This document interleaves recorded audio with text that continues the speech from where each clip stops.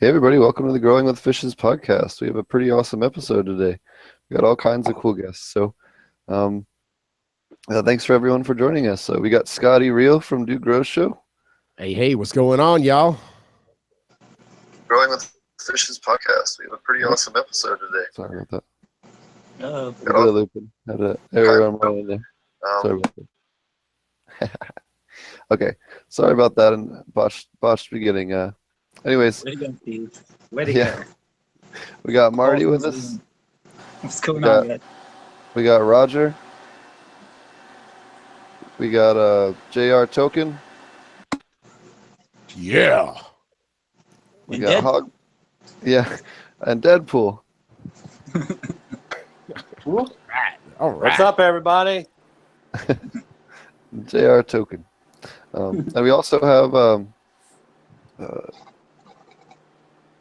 I'm sorry, Pedro Casas. Get together, Steve. Sorry, Pedro Casas. Yeah, one too many dabs today.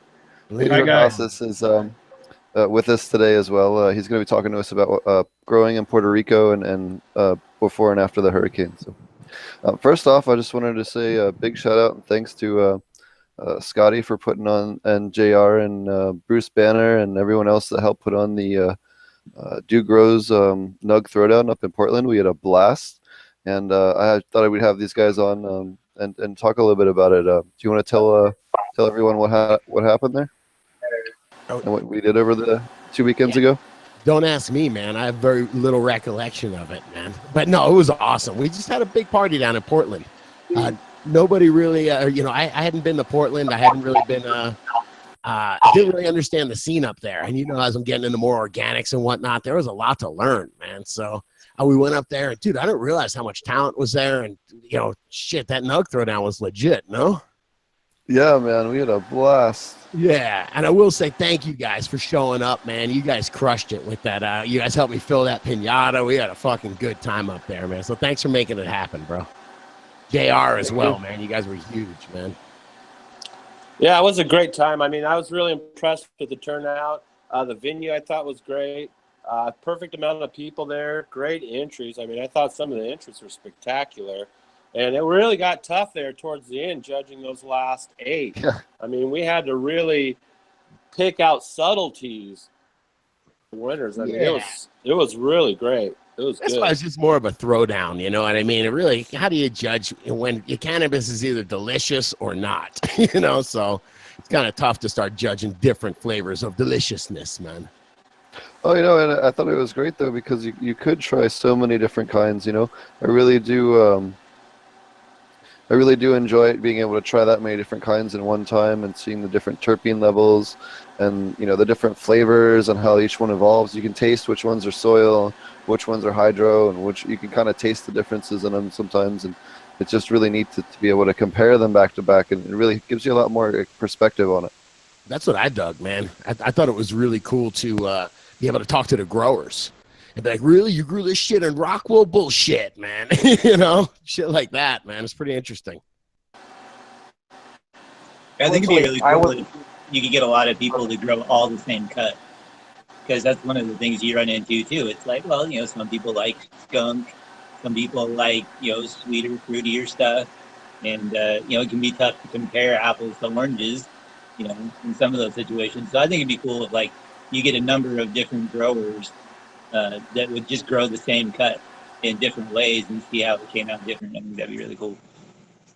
Yeah, that would be cool. But that being said, I think that you can see the crowd will kind of lean those to the top that kind of are at that upper next level. You know what I mean? And the crowd usually has a pretty good way of ciphering and voting those ones out. Or you think we'll get to where there's trendy flavors? You think there's trendy flavors this year as far as strains go? You think people are remember sour used to be the big deal a couple years ago? Oh yeah, Sour D was a big one for a while. Yeah, I seen Mr. Soul today. He's always a big one. Yeah. And he was showing off his sweet. He had something that really did. It smelled like something that was baked in a bakery or something. And it was sweet, And I was like, I wonder if that's the new thing now,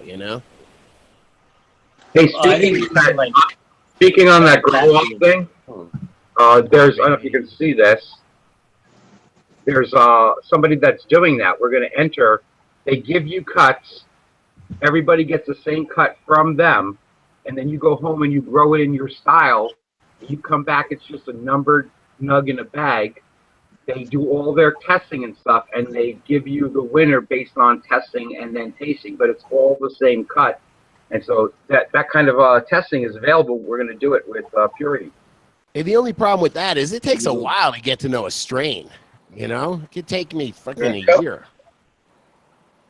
I agree. Yep, and anymore, I don't even flower like a new cut. Like if I get a cut from somebody else, I grow it up, clone it, and do it from scratch. So I don't even flower somebody else's plant anymore, just because I don't feel like I get as good of results across the board. So, you know, I think you're right. It would take longer for sure. You would, because you can't just, you know, grow whatever and, you know, harvest in about the same time and, you know, do that. But I do think old guy over there was saying, you know, if somebody's doing that, that's cool, man. You should shoot me that info. I'd be interested in that. That actually posits a good question, Scottie. With the girl off between Brett and Guru, is it a strain that you're familiar with, or one of them's familiar with but not the other? Because I mean, that's a handicap right there. Deep into that thing, man. No, I don't think either of them have grown it before. Yeah. Okay. You know? I was going to say, because if they're growing the flow, then I think Brett might have the upper hand on that right off.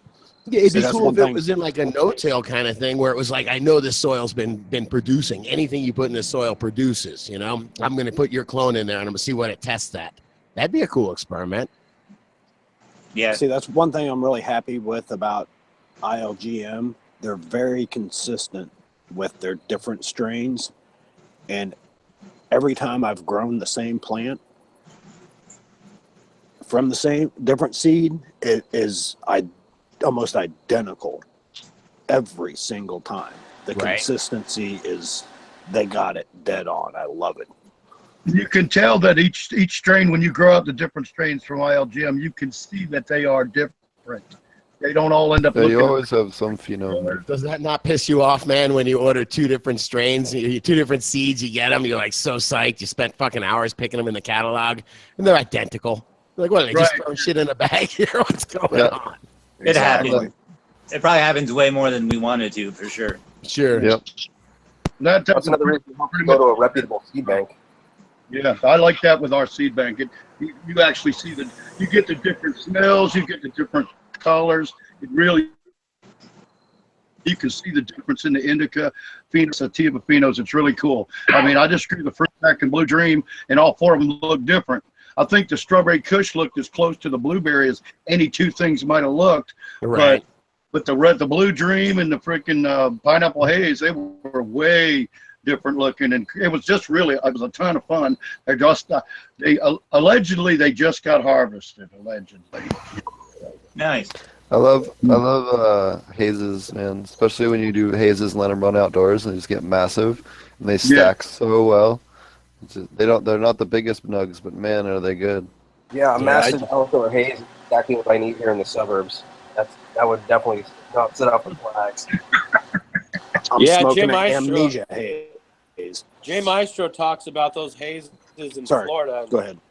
And you know, those are legendary over there in that area. And he talks about those long flowering hazes. And, man, he loves them. And we got to get Jay Maestro out so that he can continue to get more of those out. He does, man. He's got the perfect personality for like a breeder or something like that, you know? Lock him on 20 acres for a few years, man. See what he comes up with. I'm a breeder, just a different kind. For those of you guys that don't know, Sorry.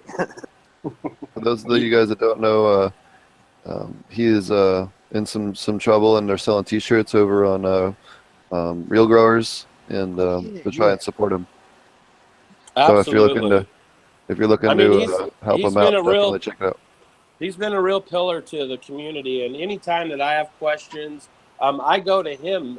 He grew up on a plant nursery his whole life before he even knew what cannabis was. So I mean, his knowledge of plants, it's amazing, and it's sad to see someone of his talent and his ability being stifled in an area that won't support him for who he is.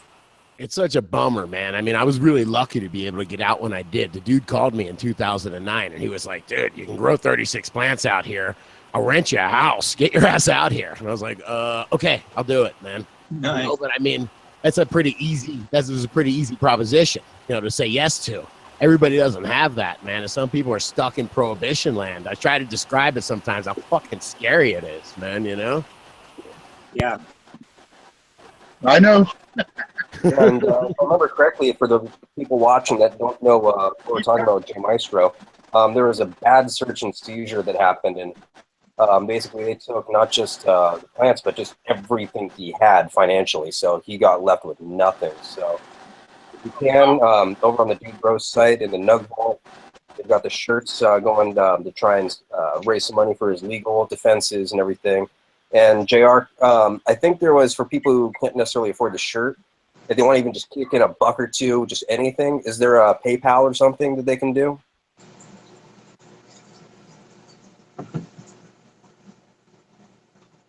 Hello? Sorry, I thought you were asking JR, man. I was, but I think he lost in the haze. No worries, man. I don't know that we have it set up. I kind of need y'all's help. I know how to put myself in front of a microphone and do that podcast, but I'm really not too aware of all the different, I don't think you can I wanted to just do an auction. I got all sorts of stuff. Where I was looking was, I saw Mr. Soul today from, what is it? Grimm Brothers. Brothers Grimm Genetics, rather. And man, he hooked me up with a fucking pack of seeds. He autographed them and shit. He put a big fat bud in there for everybody. And he was like, dude, fucking, these did specifically for Maestro. He was like, fucking hook up Maestro, man. So, man, I'd love to find a place where we can start doing auctions for this kind of stuff. I'm going to try and text JR, because I don't know if he's at his computer right now, but I could swear he set up a PayPal for Maestro. I'm going to try and get that info for everybody out there. Nice, man. Nice. Yeah, that'd be really cool. Yeah, hit me up when you get that set up. Yeah, we should do some kind of auction, though, man. I got enough shit sitting around my fucking office here that we could probably raise $1,500, $2,000 for them, I may or may not be able to do something like that. I have to look. I got several websites. I have to see if there's any kind of auction software I can get where we can throw a PayPal button on it. Maybe we can do something like that. But I can't promise. Kind of fundraiser. I heard don't tell them it's legal, man. If you tell them it's about legal, it's all big hassle. Yeah. So it's a fundraiser. Well, no, I mean, I own the sites. I don't have to ask anybody anything. I'm just do it, Right. We'll just, if I can find a software app that will allow me to run a little auction thing on the website, I'll just put it on one of my websites and I'll direct everybody to it. I'll check it in the next couple of days and see what I can do. Always like me, man. He don't ask nobody for no permission, man. He just waits till they show up at the door, man. He's good. Yeah, it really sucks what happened to him, but they are selling the T-shirts. 100% of the proceeds goes towards the free J Maestro fund. Absolutely, so, absolutely. I'll Thanks be sure for to get that, man. I appreciate it. That's a guy with good karma, man. Yep.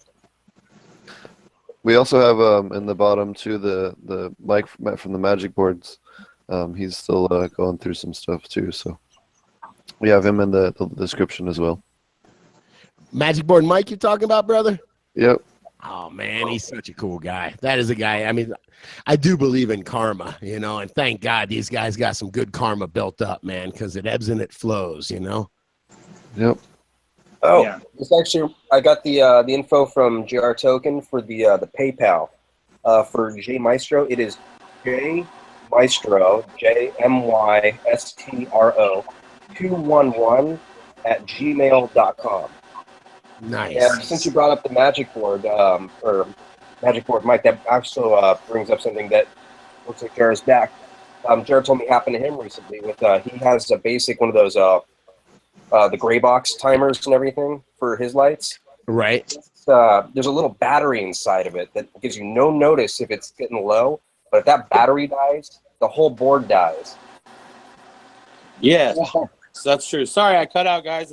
Everything crashed. I don't know if you guys heard it, but it crashed on my end anyways.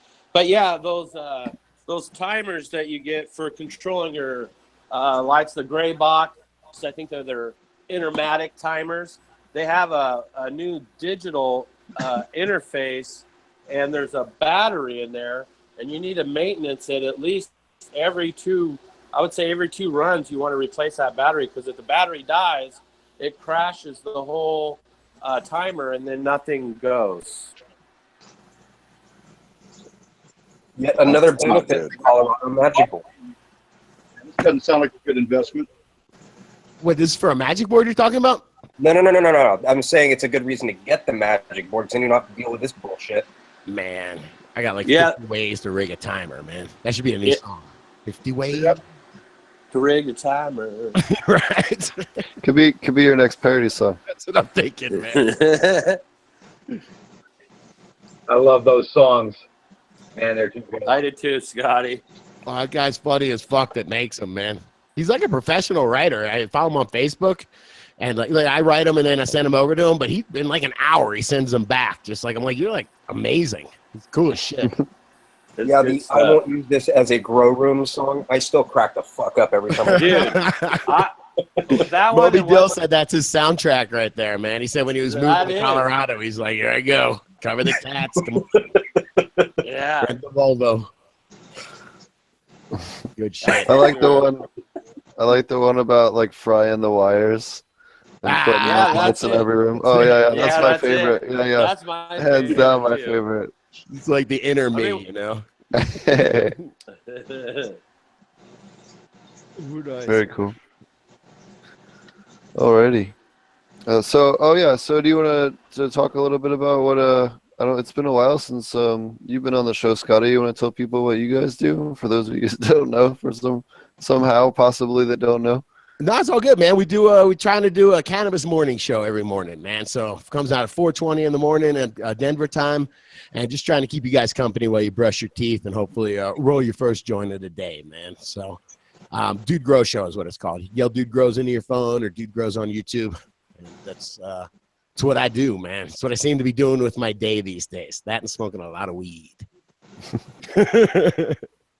And making some good goddamn friends, man. So it's a real joy to do this, man. Good to hang out with everybody. What I like about the Dude Grows on YouTube is they've got the playlist there that you can run, and it'll run all night. So I just put that playlist on, and that's what I like to crash out to every night, get a little education, catch up with the boys, and just listen to it all throughout the evening. So you're saying he puts you to sleep every night? Is that fair enough? No. Yes. You know, when him and his wife go to bed, puts that on, puts him in the mood. Better than a little Barry White. Right? Yeah. The smooth sounds of Scottie. I would say when I'm doing the show, man, I do try to make it so hopefully if you are driving down the road with your wife, I always think of Van Ripster and his wife, because she once told me, she's like, yeah, I don't make him turn it off when he's listening. I'm like, all right, I'll take that as a compliment, man. So I always try to pass the Mrs. Van Ripster test, you know? That's good. Hopefully she won't turn it off. That's classic. Good luck these days. Speaking of which, I wish him well. I heard he's going through a bit of a health thing, so I hope he's doing good. So shout out to him. Come on, he was partying his ass off last week, man. I love it. Yeah. Damn, I think we're all going through a little health thing after partying, after smoking around 60, some 60 of our closest friends, man. I know I came home with a hack that. We went there.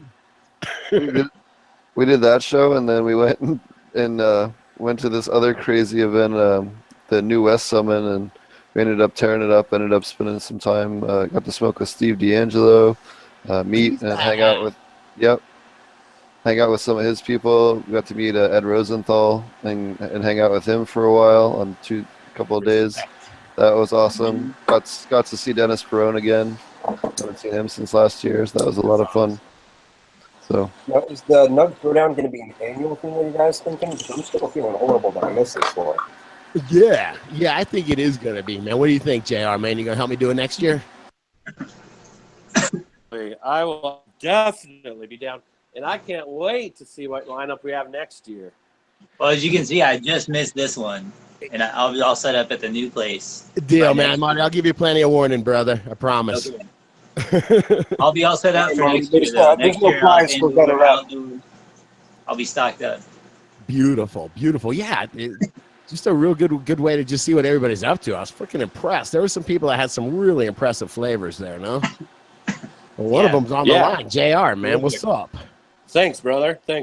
Yeah, it was really, like I said, I got a lot to learn, man. You could hear it in some of the songs, man.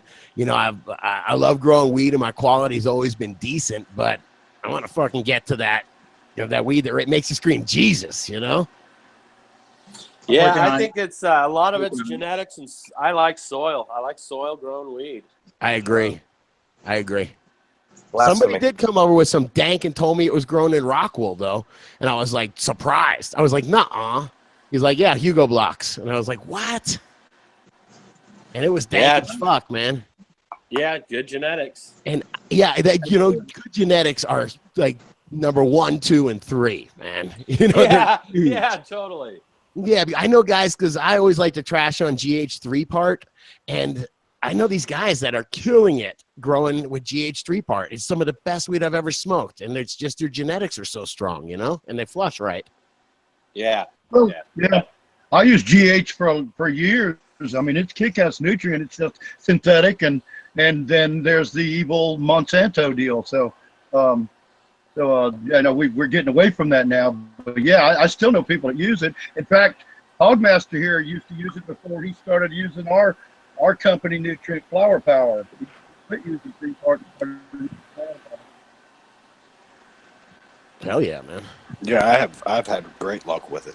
I won Bud of the Month with it twice before I even was a moderator. Is it true that CanFan is now owned by Hawthorne? Yeah, happened last week. Jaron told me about it last week. Really? That sucks. Wow, that's wild. But what's up with Hawthorne? So I know that they're big and bad. I mean, I know that I don't want to be generalization, you know, but I know that they're a big company, and that scares the shit out of me. But what's up with, I heard somebody mention Monsanto. I know they've got some mutual, Scott's has contracts, like, you know, they buy Monsanto products and rebrand them, but they're not owned by the same people, are they? Yes, Bear bought Monsanto that ate up Scott's and Miracle Grow. Yeah, which was Hawthorne Group.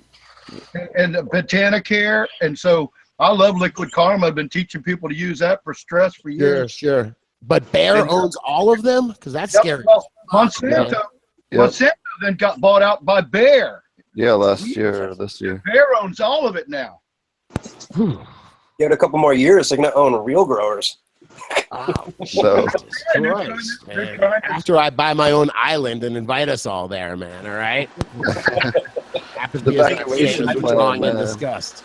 Well, Our luck will be Staten Island. Man, that's a bummer, man. So, because Bears, you know, in Big Ag, Bears huge, man. They could buy anyone they want. They could buy Congress, man. I think they have. Yeah, I know. That's why I said they can. Yeah, that's fucked up, man. I was trying to explain to my kid how that all works, man. What a bummer. Well, it's kind of hard to explain anything. Do you like money? Well, so do senators. See this? You want to get the conversation started? Somebody just yell Monsanto, man. Well, I mean, I think if you look at the companies that are being bought up, you know, Botanicare, Gavita, you know, these are all can filters. I mean, these are all very well-established names, and I'm sure they know that. They're not stupid. They're taking out the people with the names, and they're going to force people, or they're going to try to force people to just say, fuck it, I don't care. I mean, I'm going to rock my can fans. I don't care if Jesus owns them, you know? Right. Well, what's the alternative? We were talking about that when it was purchased. What the hell's the alternative? What do I do? What am I going to buy, a Hyper fan? You know? There's a decent brand from Sunlight Supply that I've been running for a few years, as well as the can fans that I've gotten from the Nug Vault. It's Hurricane. I've never had any issues with it. They've never broken down on me. And I've used the fan and speed controllers and shit. But, there's a really cool 14-inch Hurricane, and it has a spinning diffuser, and it actually will throw like an 8-foot swirl off of it. It's huge. It's ridiculous, and it's just a tiny little fan. We used to use 3 of them. Completely comparable to can fan too. Yeah, and I used to use 3 of those, and it would do my whole giant, like, whole veg room. It was awesome. Interesting, man. All right. The non-Monsanto. We're waiting for the Hawthorne Group to buy Hydro Farm and Sunlight Supply. Yeah, it's only a matter of time. kind of is, fortunately. Something else about laughing. People don't realize this either about Monsanto. We're talking about nutrients now, but Monsanto's gone around the country and bought every major vegetable produce seed bank also. They bought, like, I think they bought Burpee, and, you know, like, you name it. The only ones that they haven't bought yet for sure is Johnny Seeds and Bonnie Seeds, Bonnie plants. But they have bought almost every other major seed company purveyor that you'll get magazines. They bought them up. They own all the fucking seeds now too. Wow, that's scary, man. You don't want to piss them off, man. Take your car out of your garage, man. Well, it's like having your boot. It's like having your boot on the neck of the American people. I mean, they'll choke you out. They'll starve your ass. Well, they put farms. And you know the guy who does growing your greens, John Kohler. He actually put up something recently. It goes right along with this with the burpee. He's like, don't get anything that's like from Home Depot or some of these places, because it says if you look on the little cards with them with all their fruit trees, treated with nicotinoids or whatever that is, the shit that's killing all the bees. Oh, the neonicotinoids. All of them are doused. Well, that's my theory. The nicotine used on the tobacco and such is what killed the bees. That's my theory. I've been preaching that for years. That is they proved it. Bayer just suppressed it because Bayer's the #1 maker of neonicotinoids. Yeah. There's a lot of evidence for that. Yeah, a lot of people don't realize nicotine's the most deadly poison on the planet either. I know, it's pretty crazy. I got that friend who's the bug lady, and she's an entomologist. What's up? But anyway, man, and she was telling me about neonicotinoids. She's like, yeah, they're nicotine. And I was like, that don't make no sense, man. I'm like, nicotine's not poison. You know, it's in cigarettes. And she looked at me and she just gave me one of these looks, you know, yep, nicotine is highly poisonous, Scott. She slums it when she talks to me, man. This chick's like one of the smartest chicks in the world, man. And when she talks to me, she got to dumb it down on like several notches, man. I ask her to do it like once a year as a favor, you know? Scott, hate to cut in real quick, but I just noticed Marty's got a special guest with him right there. Yeah. Is that the newest edition? Yep, this is Fiona. She is adorable, dude. Congratulations while everybody else shuffles cars in the driveway. So, It's already got her trim in. Those little hands, they're great for getting in between those little nugs. Oh, I'm just kidding. Oh, yeah, they'll work all the sugar leaves. Oh, yeah. Steve, Best give me finger a high ever. five for that. Dude, I got a funny story. I was dating this girl in Colorado, and she had a 3-year-old son, and he'd sit around and just watch everyone trim, and he'd go play with his toys, but he'd hang out sometimes and just sit down and be tired and just watch what we're doing. Anyways, one day we were sitting there, and they had this new kid, someone's cousin or something, was there to trim, and he wasn't doing a very good job, and he walks over, he takes the nug out of his hand and goes, "No, you're doing it wrong." And he trims this nug up, having never done it before, grabs the scissors out of his hand, grabs the nug out of his hand, trims it perfectly, hands it back to him and goes, now use this as an example. It's the funniest thing in the world. Dude, I couldn't breathe for like 5 minutes. I was laughing so hard. I do believe there are naturals. There are. Yeah, that kid's just gonna like dispensary. I used to cut hair, so it comes natural to me. It's easy. Yeah, I had an aunt. She's passed now. But I had an aunt that she was really old, so the last thing I did was put her in a grow house, allegedly, and she pulled 3 pounds of light. 3 pounds of light, man. It was like she was born to do it, man. I didn't barely even trained her. Fucking crazy. Rewarding. It was cool, man. Respect. Respect your elders. Alrighty. Well, I think we're gonna talk about Pedro here and Puerto Rico. I know Scottie needs to get going here in the next couple of minutes. Man, So my family's just swinging home, man. But I wanted to come and hang with everybody, at least say hello, see what this is all about, man. It's cool. I like being able to see everybody. It's a real cool community, man. thanks, man, and you're welcome anytime, and I appreciate it. Why don't you tell people how to find you and how to find Recharge? Yeah, you can find us every morning, dudegrows.com, or on YouTube, Dude Grows Show, and then Recharge is over at realgrowers.com. And I won't shill for recharge, man. This is your show, but just go organic. No, that's And fine. that's all I'll say. The more organics, the more soil or organic material you can put in your soil, man, the easier it is to grow. So that's all I'll say. No, we often Thanks, recommend. Scotty. I will. The stuff was awesome. It changed my entire grow. Get recharge. Me too, but I don't want to say it, brother. Thank I you. No, said it's fine. Thanks, Tommy. All right, guys, I'll catch you later, man. Thank you. Thanks, Cool. Scotty. Thank you, brother. Thanks, Scotty. Nice meeting you, Scotty. Bye-bye. Bye. Alrighty. We also have Pedro Casas. He was a longtime grower down in Puerto Rico, and he's with us today. Thanks for joining us. Make sure you're. Oh, there you go. Hi guys. Hey, what's up? How you doing? No, very good. A lot better here than in Puerto Rico, and so that's sadly to say. Yeah. We got hit. Sorry hard. to hear We got about hit that. hard. We've been there doing aquaponics for the past 6 years, and Maria just took the farm down. Oh, yeah, you're the gentleman that had the farm Steve told us about a few weeks ago. Yeah. I live in yeah. South Carolina, so I know a little bit about the hurricanes there. Oh my God! It was. I live in Puerto Rico for the past 30 years, and I've been in hurricanes, but this was unbelievable.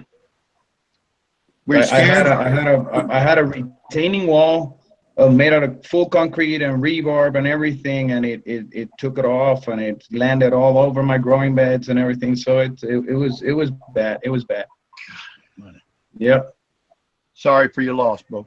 Yeah, we were even thinking with a group of people that were growing because Puerto Rico just got the license, that got the laws for the medicinal cannabis, and we were trying to get the farm to be part of one of the licenses that was there, but everything is gone now. Wow. Is everybody okay and safe that was there? Well, got hurt? my family and the people around us were safe, but there's a lot of Puerto Ricans that are not, and they're still not. Maybe 10 or 12% of the island have power, so we have no purified water in a lot of places in the area. People are starting to get sick. I've heard today that people that were in the airport lost power twice. So it's scary, man. It's scary. So are people trying to get out? I mean, do you know a lot of people? Yeah. A lot of people are starting to get out because there's in the metropolitan area, things are a little better, and people have money there, and people have power generators, and they can live a little bit life there. But if people in the mountains and in the outside of the metropolitan area are not doing good. So there's already been like more than 150,000 people out of the island. Yeah, because we hear like the current government regime over here on the mainland talking about how great it's doing over there and all that stuff, and everybody's doing fine, and we're doing such a good job responding, and like that's not some of the reports that I'm really hearing from people that are actually there. And from what I'm hearing from you, then it is just bullshit that the Trump administration is spewing out like I thought it was. Well, all of those things are happening. There's been stealing from the government. There's been people helping a lot. There's a lot happening right now. The reality is that the people outside the metropolitan area and more on the mountains are really having a bad time. There's bridges that fell off, so there's no communication from one side to another. No food, no water. There's a lot of areas that they do have water, and they do have gasoline, and they do have all the things that you need to live. But when you start living without power, and your power generator is what maintains your power, your expenses go extremely high, and that's something that happens to our farm. We started with Irma, the first hurricane that hit us, and Irma took the power out for a lot of places, and maintaining the farm, because Irma didn't do much in our farm, and we were maintaining all the power, the pumps and the the lights for the ceilings and everything with a power generator, and the expense is way too high. So really, it's for a lot of businesses in the island, it's not a good thing. Prices are going way high because they need to live out of diesel for the power generators, for food, to restaurants and all places. So a lot of people are doing good. A lot of people are reinventing themselves and doing new things for them to be able to make money. But the reality is that the biggest percentage of the people in the island are struggling hard. Are they able to get help? And it's very hard to get help. A couple of days ago, I know there's a school near my farm that we had like torrential rains after 3 weeks of the hurricane, and floodings were so bad that they were taking kids out of the school with the helicopters because they weren't able to get there. Rivers were getting flooded. It's bad. It's bad. But Puerto Ricans are holding on and trying to make the best out of what's happening right now. Well, I wish you guys the best, man. I really do. Yeah, thank you. Well, I'm here now. I'm here now in New Mexico, and I'll be probably like we do. getting a new job here and living a new life. So let's see. I wish I could keep in touch with you guys and keep having these podcast talks. Yeah, we do this show every week. It's a lot of fun. Yeah, you're welcome anytime, man. Thank you very much, man. So, what other? So, tell us a little bit about what you did before the hurricane. What kind of crops did you guys grow down there? What kind of fish did you raise? We were raising tilapias and basas, the catfish. We had 4 aquaponic units with 2 100-foot floating raft beds. We were growing lettuce, mint, and basil. So we had the only organic and aquaponic farm in the island for the past 6 years. So it was starting to get up, but the Puerto Ricans are not too into the organic food yet. So it was a little hard, but the farm was going very nice. Grows was doing incredible, and basically that was it. But we had a very pretty farm. If you guys want, you can go to my site or to my Facebook page, and you'll see pictures of the Agroponicos PR. It's where you get it in Facebook, and you'll see pictures there. I haven't put any of the bad pictures after Maria, but I think I will be putting some of those soon. So, which crops did you grow? Lettuce, basil, and mint. Okay. That was basically most of the things that we were doing. Mint, because in Puerto Rico they like to drink a lot, and for the mojitos, we had one of the biggest production of mint in the island. Supply and demand, right? Was there any unique insect challenges or other challenges that you found growing down in Puerto Rico? Oh yeah. Puerto Rico have all the insects possible. We got aphids and we got everything, all kinds of insects. So we had a very close greenhouse. We had to work with a lot of organic insecticides and pesticides that we were trying to, not to harm the fish or anything. We had, in summer times, our weather goes, our water would go higher than 85, and some plants don't like that on the water. So it was very hard to maintain that temperature. We did redesign the system to where we got the fish tanks 4 feet underground and 4 feet over ground, because the 4 feet underground will help the temperature in the water. So we were lowering that temperature like 4 to 5 degrees, just having those pools underground for 4 feet under the ground.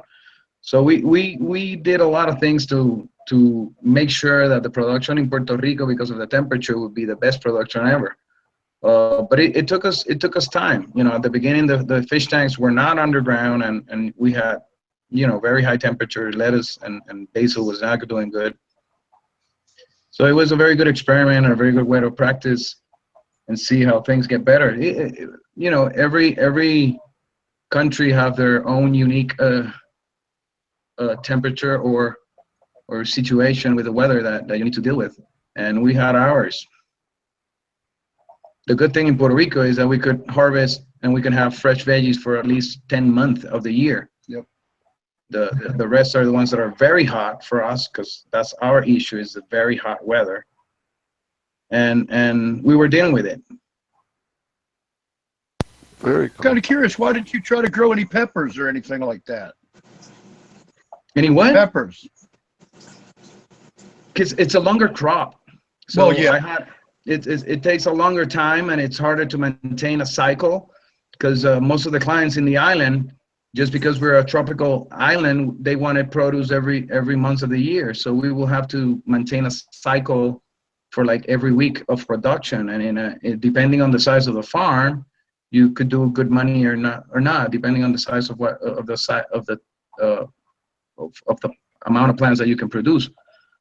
So lettuce, pepper is not something that people will buy a lot in the islands. Lettuce, basil, and mint was one of those crops that we did do, research, and it was the most clients will want.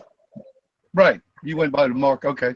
See, I know that because I got a pepper farm, and you're right. It's all about, you almost have to have a cycle where you have them all growing, and you can only pick so much every week or whatever. And then if you don't have a big enough facility, you just never can get ahead of it. I've got a pretty big greenhouse, and I gave up on the peppers. Well, I grow peppers still, but not like I used to grow for Whole Foods Market, but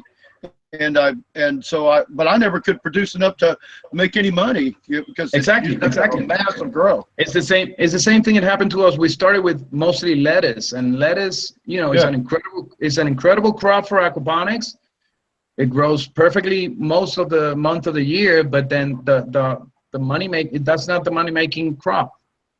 Basil was a very good crop to grow in aquaponics in the island, but still we didn't have enough sales from basil, because I could produce 320 pounds of basil a week, but I wasn't able to sell it because there was not enough restaurants and not enough places to sell that amount of basil in the island. So it's a hazard when selling veggies and the marketing of it. It's harder than growing it. Growing it is a lot easier. Yeah, I heard that. Yeah, I'm pretty familiar with the concept. That's why a lot of people are moving to the cannabis industry, because you get a lot more money from your pound. Yeah. Not for very long. Yeah, I know. So I don't know if I'd I don't know. I think you'll still be able to make money. I think you'll make more money in cannabis. I still think it'll be a good market for cannabis, I think. Here's the deal. Every time there's a legalization movement, and this is going to happen in California, the price shoots up because you have new regulations, and then all their stuff has to be recertified. You're going to have a reduction in available product that's out there because there's going to be less that's certifiable, come January. So you're actually going to see a price increase temporarily, and then it'll go down after that, after a while, 12 to 18 months after. Well, I can tell you what happened. What happened here in Oregon is all the rec and dispensaries took on the street prices, and then all the street prices are now under the rec prices or dispensary prices. Yeah. And that's pretty much what's driving the market.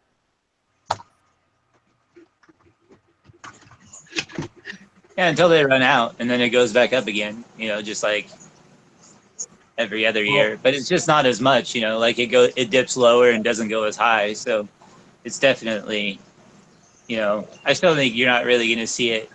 Like even Colorado is like just starting to see it like really stabilize, and it stabilized pretty low over there too. They had a pretty drastic drop, and then stabilized.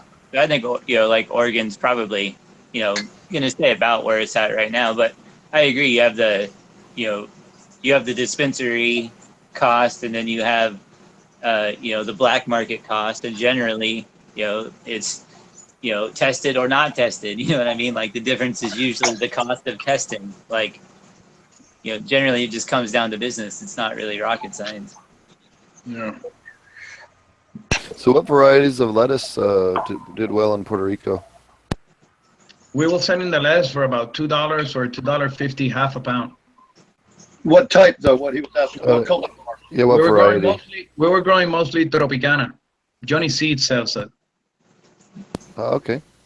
And I was going to mention high mowing organic seeds is another one that Monsanto haven't been got into it. Awesome. So I'm pretty sure cannabis is still right around $1,000 a pound for dispensary wholesale. Yeah. I believe. Is that for Oregon right now? Oregon, yeah. That's good. But how much is it? That's a little better than lettuce. I'm just saying, like, it may have went down, but it's no lettuce. Yeah, yeah. Yeah. So, what Well, the varieties cannabis of industry. basil did you? The cannabis industry. I'm sorry. Go ahead, Steve. No, go ahead. The cannabis industry started in Puerto Rico like a year ago, and this hurricane just almost took off all the Computer farms having right serious mind.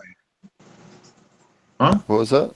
Sorry about that. I think That the Chris Brown cannabis was damaged. industry, the medicinal cannabis industry in the island in Puerto Rico started like a year ago, and some of the farms were up and running and starting to produce their first flowers. And Maria is almost, taking all that off.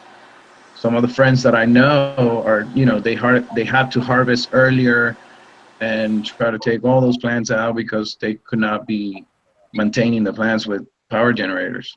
That was a sad thing for that industry. So for the Even local indoor doors government without and power. the local enforcement, how do they feel about cannabis in their community? It was like a 50-50. A lot of people wanted to, and there's a lot of old people that are not, too positive about the legalization. But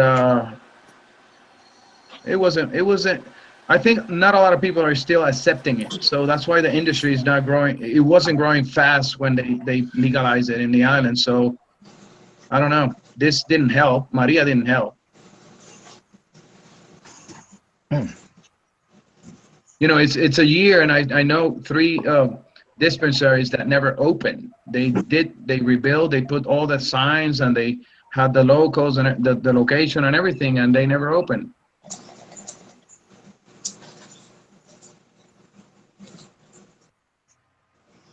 Yeah, that's pretty devastating.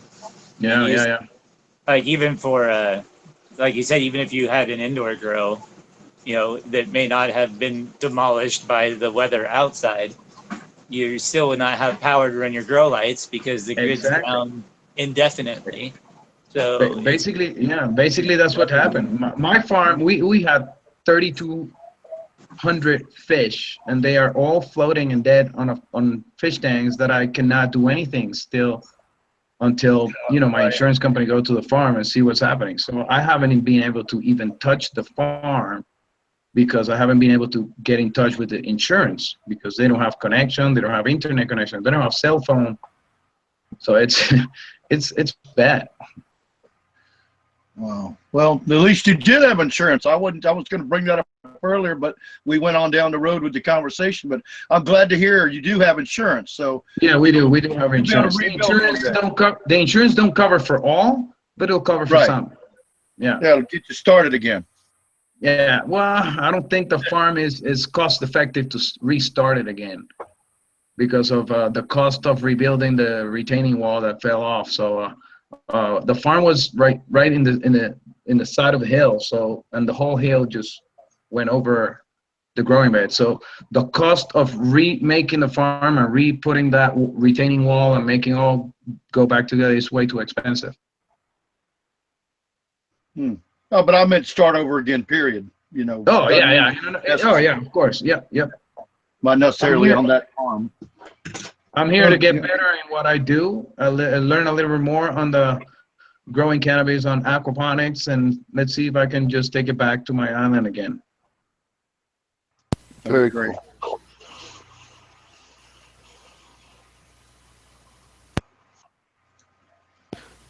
So so you talked about tilapia and then another fish. A lot of people aren't familiar with that. Yeah, the basa. Do you want to talk about that a little bit? The basa, it's a fish that aquaculture American that lived in the island for the past 25 years was growing. I believe it comes from Europe. I don't know. I'm not sure where in Europe, but it's a very nice fish. And we grew it mixed with the tilapia, and they were doing very good. They can get up to 3 pounds in about a year, and it's a very nice white fillet of a catfish. I think it's very similar to the channel catfish from Florida. Okay. And tilapias, we were growing the white tilapia, the pink tilapia, and the black tilapia. So we had a mixture of the three color tilapias that we can get. That catfish sounds delicious. Oh, Yeah, the catfish, it's a lot better than a tilapia. Oh no, yeah. Well, that's no joke. I hate tilapia. I love The worst fish I've ever eaten. I love doing like catfish ceviche on like some tatsoi and then making like tacos out of it. It's so good. The basa ceviche is very good too. Yeah, that sounds good. I know I'm hungry. Hey guys, I'm gonna dip out of here. I appreciate you having me on, Steve, and it was an honor. And I hope, brother, you there in Puerto Rico, I hope everything gets rebuilt better than new. Yeah, I hope so too, man. Thank you very much. Amen. It was nice to see you in Portland, JR. Yeah, it was a good time. I had a fantastic time. Thanks for coming out, guys. Enjoyed meeting you. Take care, buddy. God bless. Thanks for coming, buddy. So so what are some of the other what are some of the other maybe fruits or veggies that are in Puerto Rico that people might not have heard of that they might want to think about growing? Oof. Do you guys have like sweet sop and sour sop or whatever they call them? If you don't know Yeah, we got sour soup, a lot of sour soup, and we got we got passion fruit, and we got mangoes, and we grow. There's a lot of different growth that we can do in the island. Just because we're in the Caribbean, we can grow mostly everything. Yeah. Even up in the mountains, we can even grow apples and pears and things like that. So, in that type of climate, when you got mountains that you get different temperatures on very high areas, you can grow a lot of things. The only thing that we did try, and it was a little hard to do, it was strawberries and blackberries and those type of fruits. Yeah. But most of the other ones, we could grow most of the fruits that we can get. The avocados, we got like 4 different types of avocado, the long neck and the big ones, and the cacao trees. I had 6 cacao trees in the backyard of my house, and they're gone now. I learned how to do cacao and how to produce the whole thing. But yeah, How many in a years? tropical island. What? How many years does it take for a cacao tree, but before it starts being useful to you? It could take 3 to 4 years for a cacao tree to start producing good. Yeah. Oh, that's not bad then compared to some like kiwi fruit. It's 10 years. Yeah. Lemon trees and orange trees are basically the same thing. Yeah. Okay. Cool. We were doing. I want to tell you something. We were experimenting with using the sludge water from an aquaponics. We were using that water to give it to our lemon trees, and lemon trees from seed we're about to produce. They started to produce flowers in 2 years, but Maria took them down. So, but we were experimenting that if we use that sludge water from the aquaponic, is so organic and so rich in nutrients that most trees that are flowering, they just go crazy flowering. Even with guava trees. Yeah. Wow. We did experiment with even guava trees. So yeah. Well, we talk a lot on this show about, I'm new to aquaponics. I'm the new kid on the block, and I'm a hydroponics specialist, and I grow a lot of I've done a lot of soil stuff, and I've got a commercial hydroponic greenhouse. I'm getting ready. I've been working on getting fish suppliers lined up and stuff like that. But we talk a lot on this show about trying to use everything that comes out of everything in the aquaponics system. So you just nailed something we've been talking about the last couple of months. It's pretty cool. One of the big things about aquaponics is that you want to reuse everything that you have. So every time we were cleaning filters and all that, I wasn't just dumping that out. Right. I knew that was very high nutrient water. So we were collecting that in tanks, and then we were sending that water to different trees that we were growing around the farm.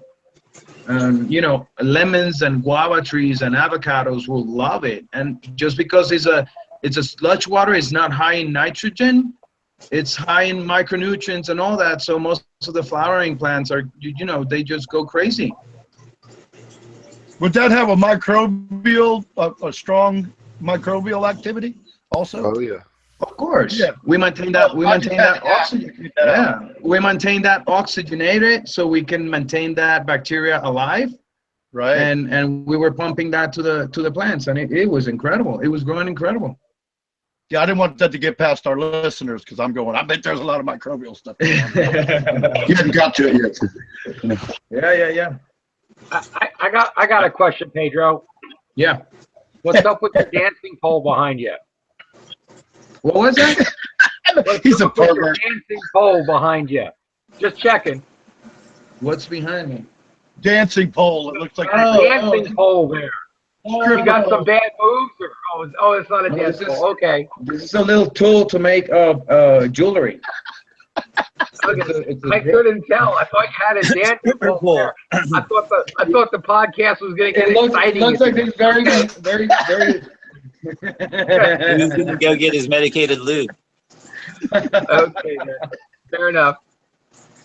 Okay. Send all complaints. My girlfriend's Puerto Rican, and if she had a dancing pole like that, I wouldn't be on the show right now. Where are you from?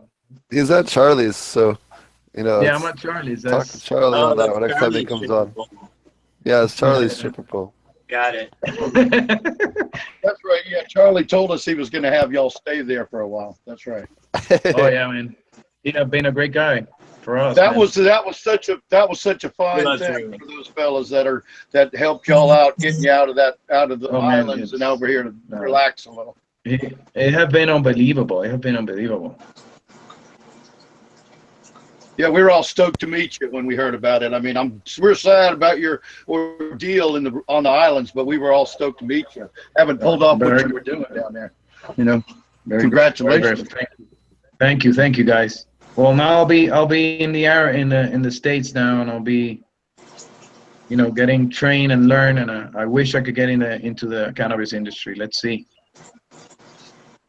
But I want to maintain my aquaponic, so I think I want to get just into the aquaponics with the cannabis. I think you can do it. I'm not. I know I can do it. I'm not sure why. I just have strong feeling that it can be done. Yeah, Marty. I'm Yep. glad to see some nugs on your stems there, Marty. That's that's the first time since I joined the show I actually see some buds on your stems.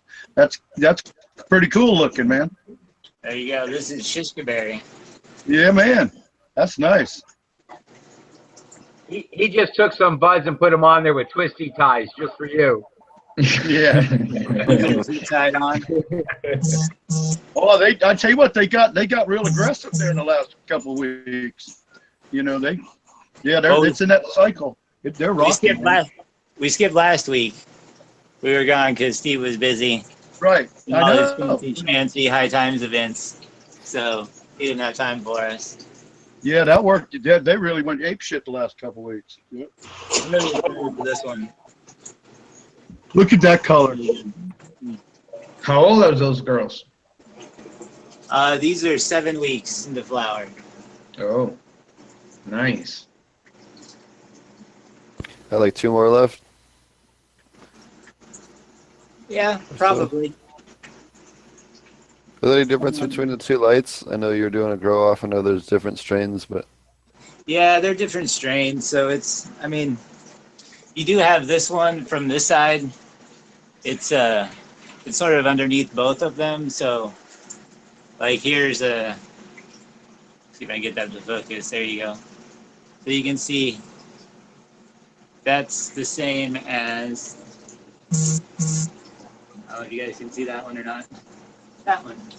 So that's the same plant that's been it was under the Vivid Grow most of the time. And then also this one right here has also been under the Vivid Grow most of the time. So you can kind of tell a little bit from it, but really not too much because they're not the same strain. So I've pretty much decided that this one over here is probably Gorilla Glue. because that was the only other one that was in the mix. It really grows and smells like this. It's really fuely. It's not skunky at all. An Oregon skunk is kind of the other option, and it's really like super fuely, like a diesel-y smell. And so I'm pretty sure it's the Gorilla Glue. But I haven't flowered this cup before, so I'm gonna have a buddy that has flowered it before stop by and take a look and give it a smell. But yeah, I had a friend recently gift me some Gorilla Glue, and you're right. I tasted it, and it tastes exactly like glue, like if you poured glue on your tongue, kind of like. Yeah. Yeah, it's also super sticky and resiny. Yeah. Also, like even just It's like great for Great meds. for pressing. Yeah, it's great for meds. Period. But yeah, pressing especially. But I would say like overall, like nug wise, you can kind of tell the difference in like density as you move over. I mean, there's this one back here has been under the Vivid Grow most of the time, so you can't really count that one. But like this one over here, like just the stacking and the density and size, like everything seems to average out a little better under this light, which makes sense. It's, you know, it's technically more wattage, and you know, it's supposed to be better, but we'll see. I think quality wise, it's definitely coming through. But I really want to do the same cut. You know, it's really hard to tell, like even like this. So I'll have my grow be about twice the size in the indoor when I get moved into the new place. So I'll have more room, and I'll be setting up more plants. So we'll have hopefully some more room to play with and do that kind of stuff soon. But they look good. Nothing else. It's going to be a lot of good smoke. That's just 2 plants, right? Yeah, this is just 2 plants. All this. Yep. Yeah. Yeah, we got to get you a Spectrum King in there, man. We're working on it. So you can see here's dual root zone number 1, number 2. So this is all Shishka berry on this side.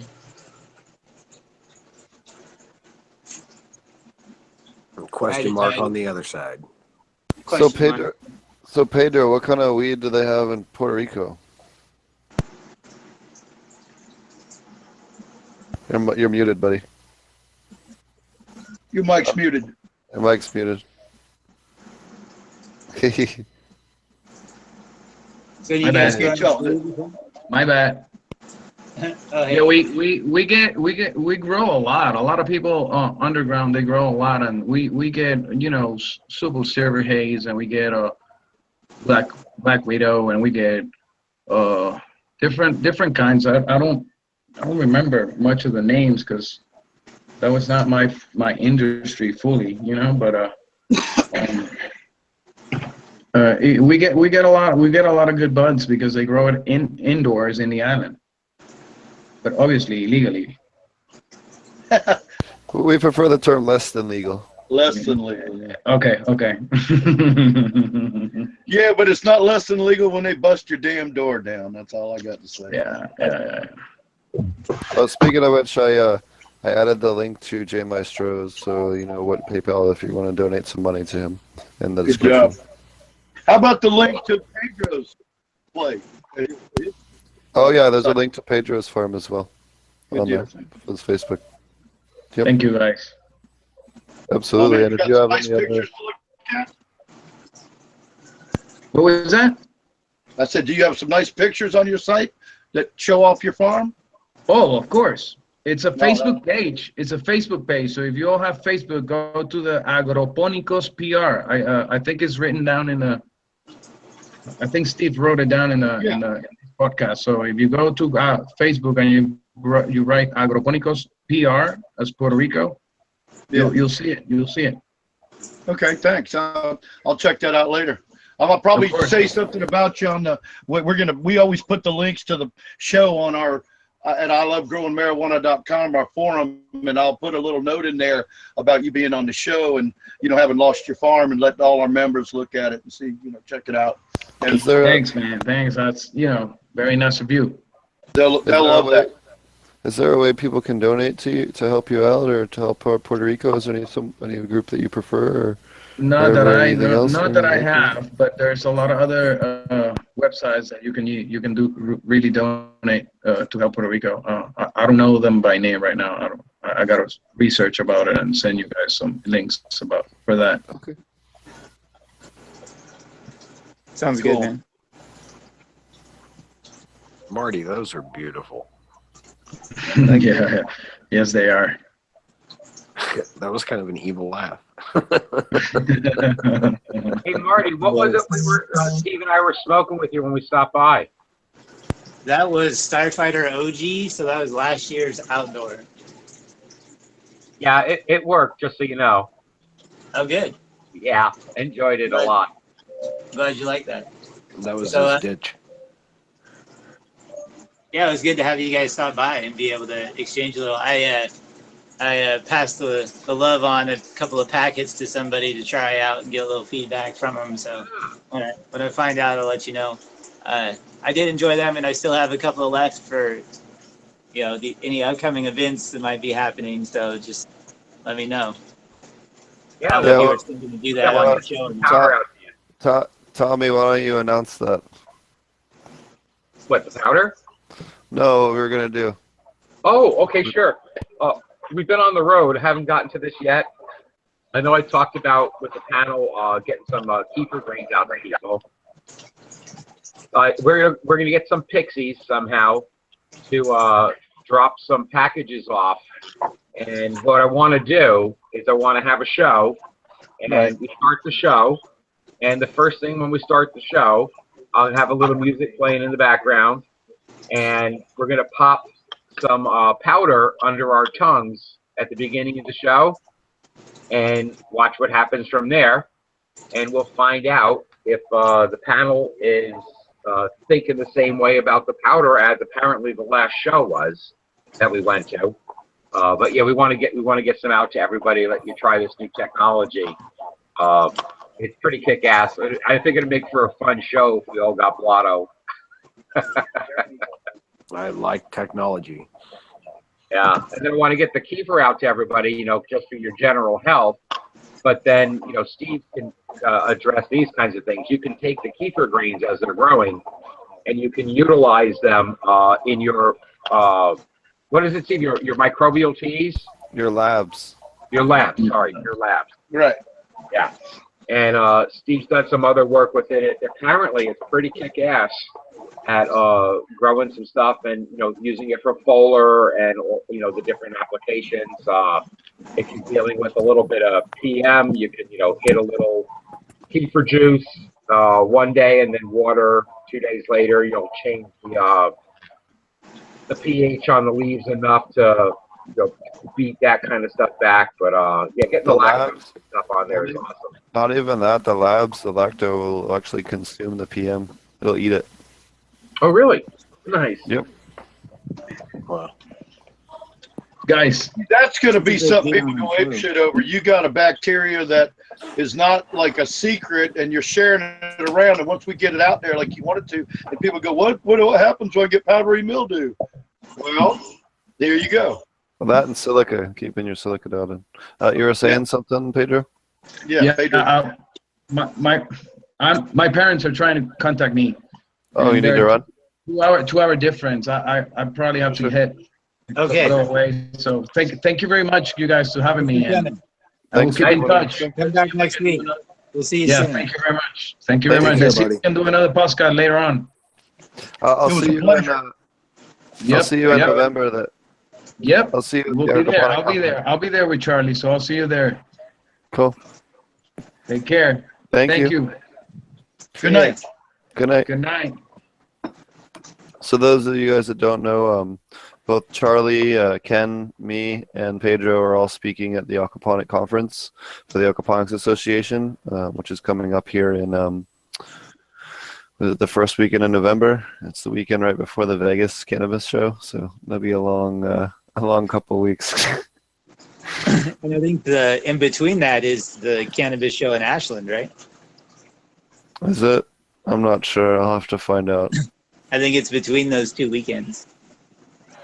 Oh man, I have to drive all the way to Portland and then drive all the way to Vegas. So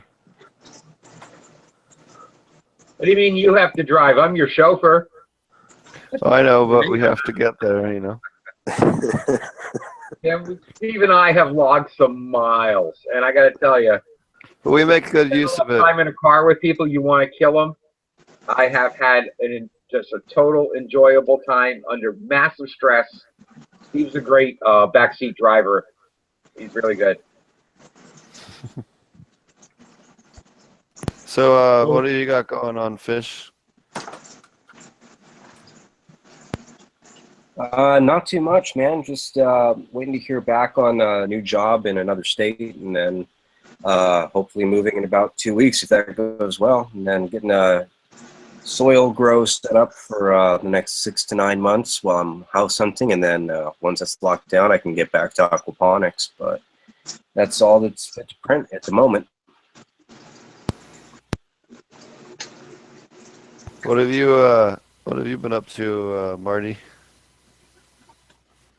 Well, I am selling my house and buying a house at the same time and getting ready to move. And luckily, these should be done in plenty of time to be able to harvest. So when you guys are driving through up to Portland, make sure you stop by. I'm sure there'll be something laying around we can partake upon. And so that's going to be fun. So I'll be able to get all this stuff set up in the new place when we move in. So that's kind of cool that everything's sort of like empty when we move in, because never really had an option to just sort of set up from scratch in this place. So, you know, there's a lot of stuff. There's a big greenhouse that I'll be able to grow in outdoors. They have like 6 raised beds already built with drip lines. Like nice drip lines too, like so and it's like everywhere. They have fruit trees all over the place. There's a barn. It's like the middle part of the barn is, you know, basically finished in and has power. It was like their workshop, so I might even be able to, you know, slap something in there if I want to. But I'll have so much gardening space outside, I'm not even sure, like besides the flower room for indoors and maybe vegging some plants to start out. It'll just be cool to get all set up again. You know, it's it's kind of weird. I've lived here for so long. Like I was just thinking about it, like even throughout my childhood and stuff, like we moved a couple of times. So this is the longest I've ever been in one place. Like, so it's a little weird and intimidating to think about, but it's cool that everything is lining up. House got inspected. Our house got inspected.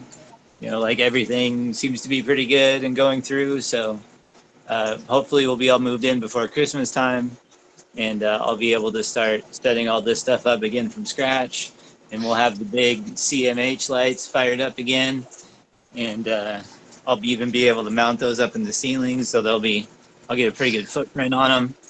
And so yeah, you know, it's going to be a lot of work to get moved, and I'll have to harvest before I can even start taking this stuff down. So a lot of work, but super excited. And I'm really excited for this shishka berry. Like, this is one of my favorite strains, to be honest. That's why I was going to grow it again. And I love the color and the smell. It's just super fruity, and it flowers fast. And it's definitely not a lightweight strain, though. It'll give you some couch lock if you smoke too much. So if you're sensitive to, like, I don't know, super high THC strains, then maybe pick something else. But and I'm excited to smoke this because I don't even really know what it is. Like, it could be anything. So pretty sure it's one of, like, you know, the 6 or 7 strains that I had at that time. And we've narrowed it down pretty good. But he mentioned Super Silver Haze. It could be that also. I didn't even remember that. But as soon as he said it, I had like 5 cuts of Super Silver Haze that were in the cloner at the same time. So it could even be. Oh, yeah, that does kind of look like that. Now we got another horse in the race. Because it does, like, I don't know how I don't know how that smells at all. I never thought of that one either. So. Well, Super Silver Haze has a somewhat almost sweet taste itself. This is pretty decently. Like it's pretty. Oh, then like that would be especially- Gorilla Glue then, I think. I think it is. Yeah. Is anybody growing it? Anybody know? Hog. Yeah, I've grown Gorilla Glue several times. Does it look I like grow it? GG, but I don't know enough to tell across the internet. Sorry. Yeah, no, that's all right.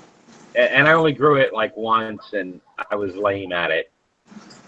Yeah, and you know, LEDs Yeah, are you'd weird. have to definitely see it. Yeah, and you definitely have to see it in natural light. But But he asked you I know. He asked what it smelled like. Let me put my nose up to the camera and see if I can smell it. It's got No. Yeah, it would be way easier to smell for sure. As soon as somebody invents smell-o-vision, though, they'll be rich because like an so many adhesive applications smell. for that. Scratch and sniff keyboards, you know. That'd be awesome, right? I know, whatever it is, it looks good. I'm excited to try it. Cool. What have you been up to, Roger? Oh, we've run into forum, and well, I've been going through hell. The wife went up on the road trip for a week, and I didn't know what was going on, so I might have had to end my grow a little bit prematurely before I really dialed it into the finish that I wanted. But it's all really nice, and it's all drying now, and it's all over. I might not even be able to grow for a while. I don't know what's going to go on. There might be a nasty divorce. And so I'm just hanging in there, trying to have fun on the forum and, you know, having a great time when we do the show. We've had a little feedback on the forum. There seem to be people paying attention to the show. That's kind of cool. And just that's about it. I just made a bunch of orders for the moderators and our Bud of the Month winner from last month for new genetics today. So that's always fun to see what everybody chose to get, because our moderators get the stipend is they get some free genetics. You know, every you know, like whenever they need them, every grow they give them some genetics, and so we're all trying out we get to try out all the strains in the seed bank, and you know, got some pretty neat things. I can say this, you know, since I ended up, I did, like I said earlier, I had the fruity pack. I got to tell you, the one aroma that really is blowing me away and I can't wait to taste was one of my Blue Dreams. Both of them look the same, but one doesn't really smell like anything, and the other one's got this aroma that's fierce, like I've never smelled before. It's like a fruity thing, like a grape, I don't know if a grapey or blueberry kind of thing but then it's got like this floral kind of, I think it's going to be fierce. And now I topped and super cropped these small, so they never got taller than about a couple of feet. But my pineapple haze has two arms on it, like my arm, like this, that were sticking up, one like that and one like that, and that's basically the whole plant. It's just a big arm of buds, like stacking, as Marty said earlier. I mean, they are stacked like this arm right there, you know. So that was pretty cool. The blueberry's hard as a rock.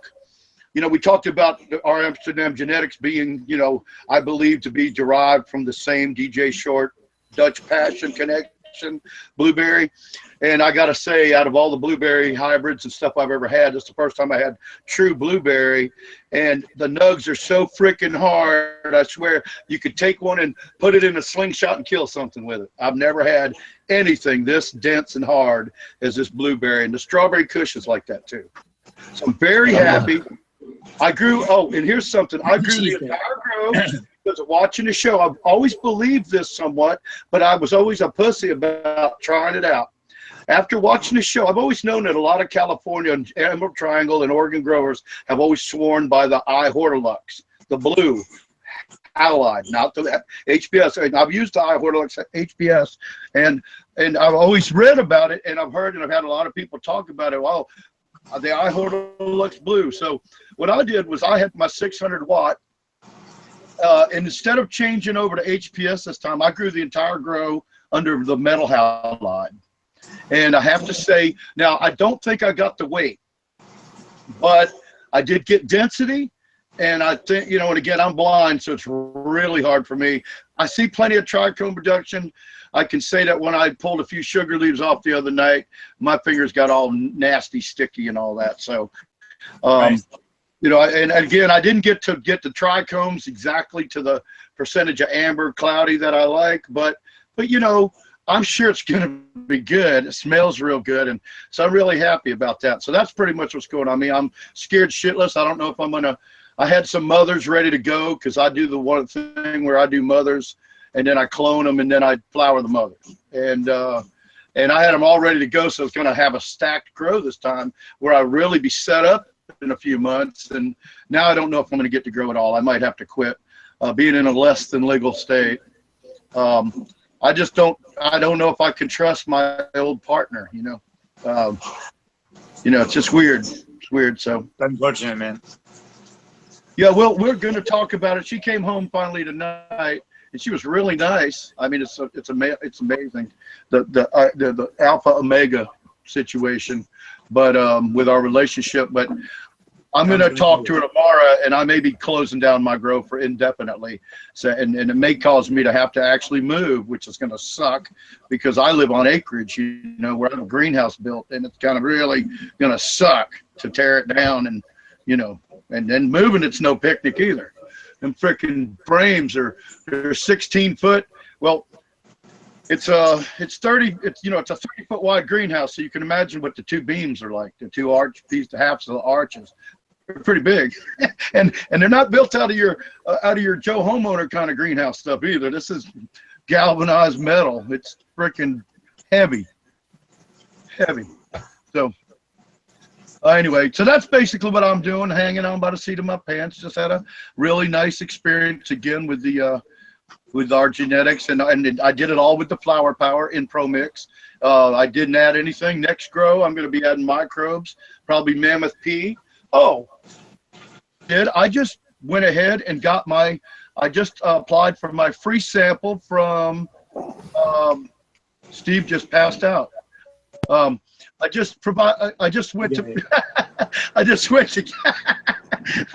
went to Nectar of the Gods.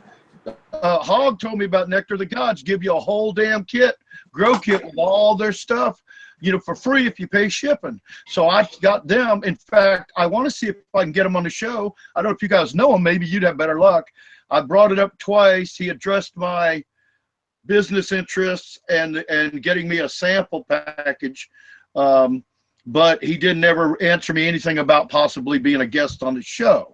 So I wanted to ask you guys, so that's my segue out of what I'm doing. And what do you guys think about Nectar of the Gods? And what do you think about trying to get, and I don't know if the person I'm communicating with is actually the guy we'd get on the show or just a marketing guy, but he seems to be the one that does the hand-on personal feedback, you know, while they set you up for this program. I can reach out to them. I like their stuff. I've used it before. Yeah, so it's a biological. They're big on the biological stuff, the microbes and stuff too. I look at it like it's all organic. Of course, we'll see. You know, I guess we always talk about that. There's organic, then there's organic. But I believe I've always heard good things about it. I know. Do what, Marty? And they're sustainable too. Or like, I guess probably my biggest gripe with them is they have so many like basically water-based products. They're like, right. You know, you're just paying a lot of money for water. You're with me. I kind of feel that way too. Yeah. And not that that's like, you know, terrible or anything. I just prefer to go with more dry amendments and then mix it with water once it gets here, and it's less on shipping, and you can buy more of it. Easier. Like, you look at the back of it; it literally says like 99% water. So yeah, and see better shelf life with powder too. Yep. Yeah, I think so. I mean, it's just a personal thing, though. It's not. Depends. Some microbes will do better in a liquid stasis. Well, yeah, microbes. Now that's different, but so microbes might be different in a water-based, but the actual, but see what I see about it now, I might be wrong, but just having heard about it a little bit and looking at it, I didn't read too much about it. I'll wait till I get it, and I'm really thinking of it as this is a lot similar, I think, as to like the ingredients, although not organic, they've broken it down where you have all these different parts, so you can manipulate your NPK ratio a lot throughout the grow during the different cycles. Isn't that correct, Steve? That's how they designed this, so you can fluctuate the levels of the concentrates. I don't know. I'd have to look at their stuff. Okay. All right. Well, I'll wait. Well, I'll tell you what. I'll when I get my package, I'll do an open box thing on the show one night. We'll do an open box about the sample that the free sample package from Nectar of the Gods, and well, maybe we can get the guy. You know, I am going to reach out one more time to find it. Well, I'm going to go look at the website and see if that. But you can reach out yourself. I mean, maybe the both of us reaching out, we might get a hold of somebody. Because I thought it'd be kind of cool. Because most people aren't giving away $200 worth of nutrients, you know. So it's pretty cool. I'm pretty good at finding these people so far. So yeah, well, I'm good at that too. I just hadn't been assigned to do it. We'll have Ed Rosenthal on soon. I got a chance to spend a bunch of time with him. So awesome. Well, I want to say something to Tommy. Quit fucking telling me about it and sending the damn keeper and shit, because you guys been walking around California giving it to everybody on the planet, and I'm still waiting. I just got home. I left for a weekend. 2 weeks later, I just got home the night before last, and nothing happened. I think you left 4 weeks ago. Before I saw my girlfriend, just so you know. I think it was 4 weeks ago you left and just got home. Well, we went on one thing and then another, and you know, it's my fault. It's my fault. One of my kids. I think you opened up a 2 gram baggie and you left home that day and you haven't come back. Yeah, it's been cray. I do got to tell you though, one of the funnest things about being at the show, you can see it over on Steve's, and I might have something up on Old Park Grows from being at the show. We had the aquaponic little girl with lettuces and stuff and fish right there in the show, and it was really like there's a number of people that didn't know anything about aquaponics, so I got to be an expert, right? Which is hilarious. But one of the things I told them about is that these are higher than organic standards. Because there's a lot of organic stuff that'll kill them fishies. And I would just ask people, I go, do you know how easy it is to kill a fish? And you could tell the parents, they're like, oh yeah. You know, because they had a flush goldfish when the kids got to them. And I go, that's your canary in the coal mine. I said, we have to be so gentle, so respectful, so science-oriented in what we do with the plants that not only do we have to make it organic, we have to keep those fish alive too. Man, that story resonated with people. They really dug that. And it was fun to see the reactions to it when people will recognize it. And people would come up and look at the plants, which were grown in the aquaponic stuff at Ken's farm, and they're just like looking at these things going, oh my God, this is gorgeous. I go, yeah, happens every day of the week with aquaponics. And so wound up getting a couple of folks seemed to be interested in coming to the seminars. And I just love being able to promote it. You know, I'm obviously in the extraction side of it. I'm not still growing. But for me, you know, to extract from stuff of that cleanliness, it just makes me look good, you know. And so I was, you know, I really enjoyed sharing that story with a lot of people and directing them to how they could get, you know, involved. And a couple of people were interested. I think they're going to come see Steve's show, and it was pretty groovy. And it was fun handing out little baggies that look like cocaine too. That was fucking hilarious. Yeah, that's the one thing that worries me about that whole concept. Yeah, I don't like that concept of the little baggie because it looks like you're a drug dealer. Yep. I don't like that. I am. What did he call me, Walter White or some guy like this? You need to put them in pills. You need a red pill and a blue pill. Yes. You know what I'm talking about? I always wanted to take both of them at the same time. Yeah. Like a Tylenol and the half and halves. Oh my God. And somebody dropped off this powder that was really silly too. Oh my gosh, that was hilarious. And yeah, it was a crazy weekend. I'm still processing it. Looks like both of you are still processing it. We are. Well, the end of the weekend, we were chilling with Ed Rosenthal, so we're still mentally processing that one. Yeah, that is something. I tell you what, I hate living over here. Yeah. What's that? We were I at the hate beach house on the playing West Coast. virtual reality with them. It was a lot of fun. Yeah. Hey, look, guys, I got some Steve shorts on tonight.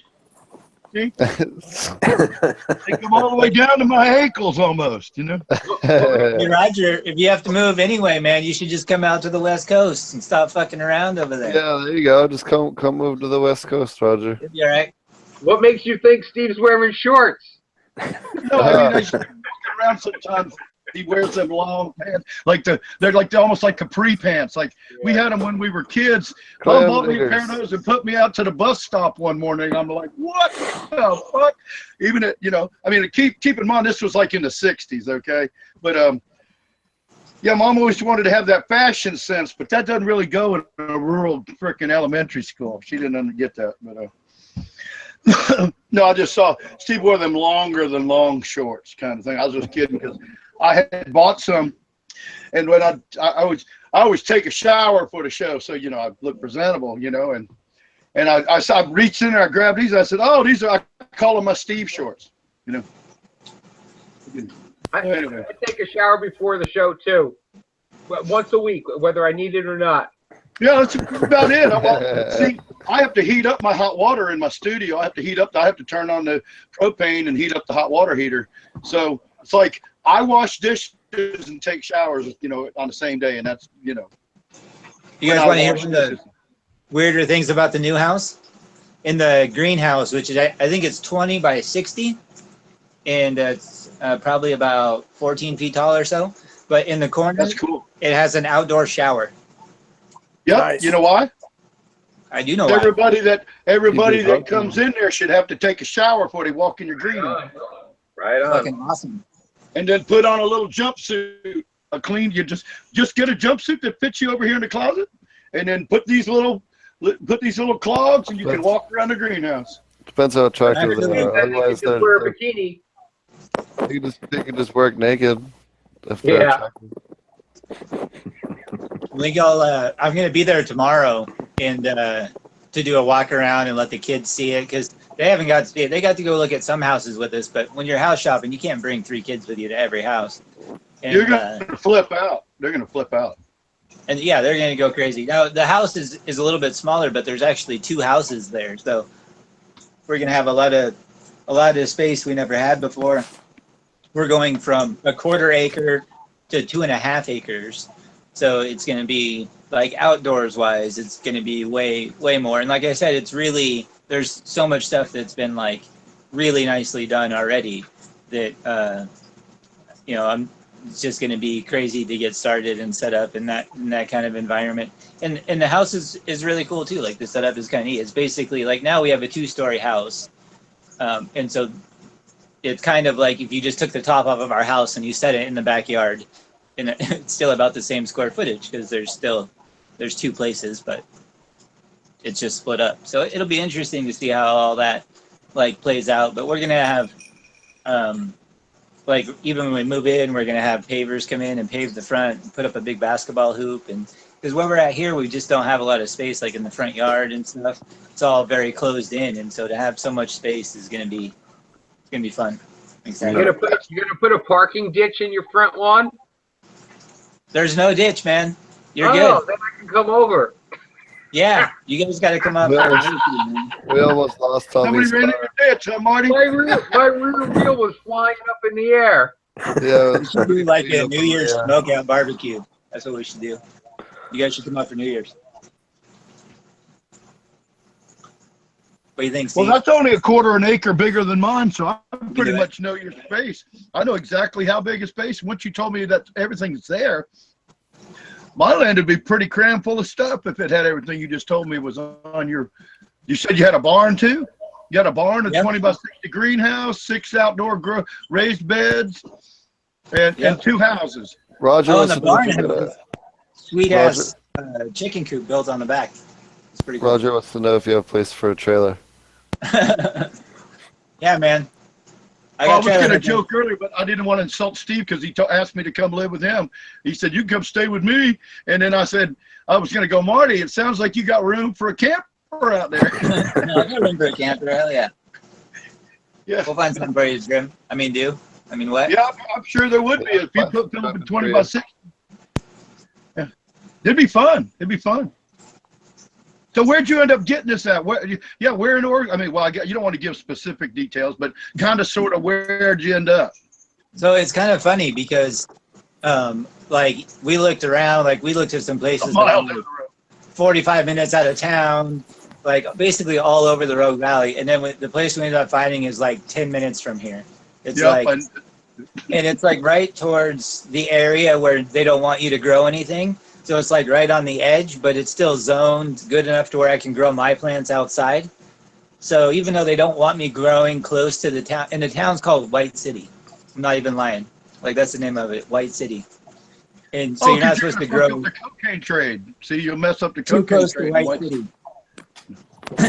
And so I'm moving 10 minutes closer to White City, and I still get to grow outdoors and have a bunch more room. So it's a little bit ironic. And I won't have neighbors anywhere close by. Like, I have some, but they're not, like, right there. And if they complain, it doesn't matter because my zoning's fine. Is it undeveloped? Do you have undeveloped woods around your property? No, there's just a few trees. And and then they planted a bunch of fruit trees, though. So those will be nice going forward. But right now they're pretty small. Hey, that'd be great for your ferments and your labs. But yeah. And they have a big blackberry patch too. I'll be hitting that up. I don't know why more people don't do blackberry ferments for a lot of things. First of all, I don't know why they don't eat them half the time, but why you can also make great plant food out of even the like even the plant material itself. I feed it my worms a lot.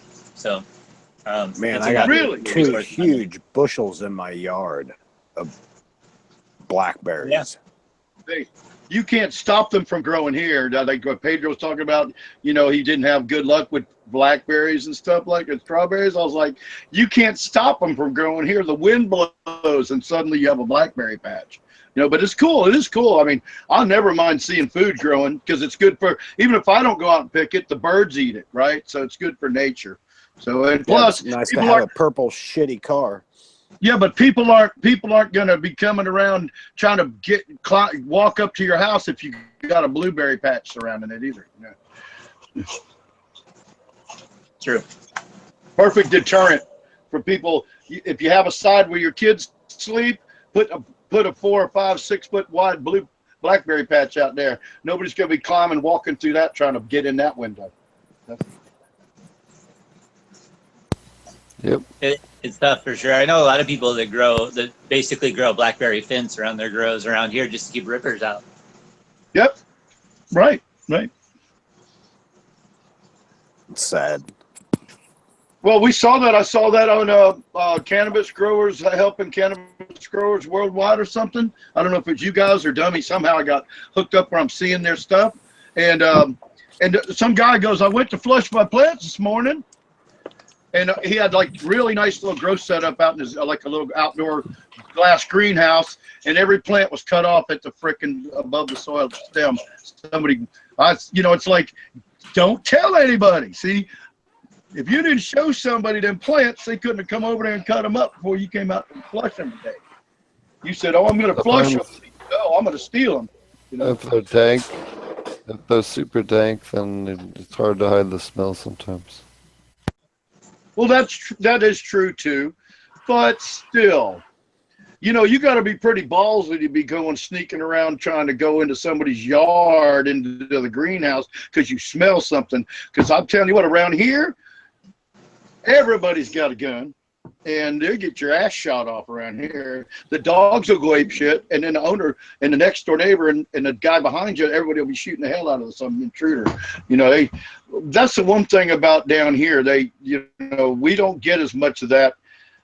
People don't like to, if you got dogs and you got good dogs that are friendly and won't hurt anybody, but like to bark their ass off, but intruders, that's a big thing. And then the blackberry patch. But around here, there is no day goes by somebody's not out in the woods, because we all got woods, our own woods and shit. And everybody's got their own little shooting range on there. It's like you'll be sitting here, all of a sudden they're shooting up rounds after round. It's just crazy. It's funny. It's kind of funny in a way, but you know. Put a llama on that property. They're friendly. Yeah. Llamas. And a lot of people use geese too because they're really loud and aggressive, and you almost can't like even get close to them if you don't want to, and they'll beat the shit out of you. So look at the big ass geese. And they'll use those. Obviously, dogs are good too, like you were talking about. We always talk about bad security, big ass dogs. Yeah. And you know, that's always effective to a point, but they do get smart too. Like especially if you've got a lot. Like obviously, nobody's gonna like break into my garage for like a few zips worth of pot, but I think. But I think if you get bigger and you have a lot of plants, then they'll get smarter too. Like they'll come feed your dogs and test them out, like in the middle of the night and see what happens. Like I've had some friends lose a lot of money to people that are, that's what they do. They target cannabis grows, like especially illegal ones anymore because you can't call the cops. Yeah. Yeah. Yeah. If you want to win a dog over to your world, Ritz crackers. Oh, I thought you were going to tell him to put some of your woo-woo juice in his butt. Nah, I and I go to work at people's houses, and like I show up, they have dogs, and before I go knocking on the house and stuff, I do the dogs a couple Ritz crackers. I always kept Ritz crackers in the car, and people would be like, "Man, my dog doesn't like anybody," and I'm like, "Oh, I don't know why he likes me." Butter, that buttery taste. Crumbs off my hand. Right. Yeah, and so you can get specially trained dogs that are actual guard dogs, but they're really expensive. But there are people that go that route too because they're well worth the investment. If you're going to be protecting a whole lot of cannabis for a long time, that's I don't leave my dogs outside to be to be infiltrated like that. Though for one, I keep them indoors, and then they go ape shit. And if they go outdoors, they're big enough to. Like you don't want to be around, but I mean, I also have my dogs. They don't hurt they wouldn't hurt anybody unless I tell you what. If somebody got on them, well, because I've got different breeds too, and they all act differently. But if you attacked Amy or myself, they would probably react to that. Otherwise, they just bark and like they're scary. But here's the thing you were saying about geese. The problem in my area, I could get away with geese or like a llama. But the thing is, I'm not supposed to have any clove-hoofed or any kind of poultry like that in this particular area. So since you brought that up, I wanted to bring that up to listeners. Don't just go out and buy a freaking geese, because Marty said your geese will whip your ass. Because your neighborhood might not allow you to have a freaking goose in your yard. So check out your local, ordinances and complaints to Steve at Ponics.com as usual. Yeah. No, we had a Rottweiler out at a farm, and Paul and I, this guy I used to work with, we owned a place called the Computer Barn, and we come back from a run to get computer parts, and there's a guy on the front porch, and he'd been there for like 3.5 hours because he got out of the car, and the Rottweiler didn't know who he was and let him be on the porch, but wouldn't let him move. Every time the guy tried to move, the Rottweiler says, no. We're waiting for the boss to get home, figure out whether I should eat you or not. That was the old Richard Pryor. Hours, that dog kept that man sitting on the porch. Didn't attack him, but didn't let him leave. That was the old Richard Pryor joke. He talked about the Dobermans, how you break in the house and you steal the whole damn house, and then you turn around and there's a Doberman sitting there in front of the door. It's like, yeah, but you can't leave. Yeah. I mean, we came home. It was funny as shit, man. Yeah, that's good. Oh man, that's tough on them people that talking to somebody like Pedro really puts it. I mean, I know people here that are they're not as bad as the whole island, but the United States got racked with Maria too. But I mean, it's just so sad to know that when it puts a whole new spin. And what I want to say this because I don't want to get too political ever, but I don't mind saying this. we're always, you know, taking care of everything. And Puerto Rico's like really we claim them as an American, you know, territory, and it's really what most people have for decades called the 51st state in the United States. And yet we're now again, it's hard to take, you know, where's the money going to come from, because we already got the whole Gulf Coast and the whole state of Florida and halfway up the East Coast, North Carolina or so, that on the coast. Trump was their president. What are you talking about? Remember? Do what? They're their own country. Trump met their president. Remember? Well, yeah, well, they're their own country. Well, no, but they're really a U.S. territory, you know. No, Roger, I'm fucking with you. Didn't you see Trump said that he met the president? Oh, okay. Did you see that? Why aren't we, if there are 50... He's the president. He's like, I met myself today. It was great. Yeah, he said that, though. He literally, yeah, he said it like in a press conference. He's like, see, but I just had a great meeting with the president. Have we helped him? You're the president. Ass. Yeah, he doesn't think they're American. So he asked himself for aid? No, he said he met with the president of Puerto Rico. Right. He's a shit stain. He is the president of Puerto Rico. He is. Yeah, I was trying to totally not, you know, bring that, you know, I was trying to skirt around that, but I wasn't. You know, what I'm getting at is where's the relief for Puerto Rico? No, he gave himself a 10 out of 10 on Puerto Rico. Yeah. Didn't you see him passing out those paper towels? That's what he said in his interview. He said he gave himself a 10 out of 10 on how they did on Puerto Rico. And he asked him to rate himself. That's one vote. Countries reality. All right. Well, okay. I'm sorry. I got us all in this political shitstorm. We should sidetrack that. You know. Yeah. Tommy, how have you been? What have you been up to, Tommy? There you go, Tommy. Tell us what you're up to. I've been your chauffeur, and you've taken me to wonderful places that I haven't known existed. Only read about in books. It was pretty exciting. Been working on refining some of our processing. I've been doing some research with using some new solvents that has tremendous potential. I'm just kind of figuring some of the last stuff out with it.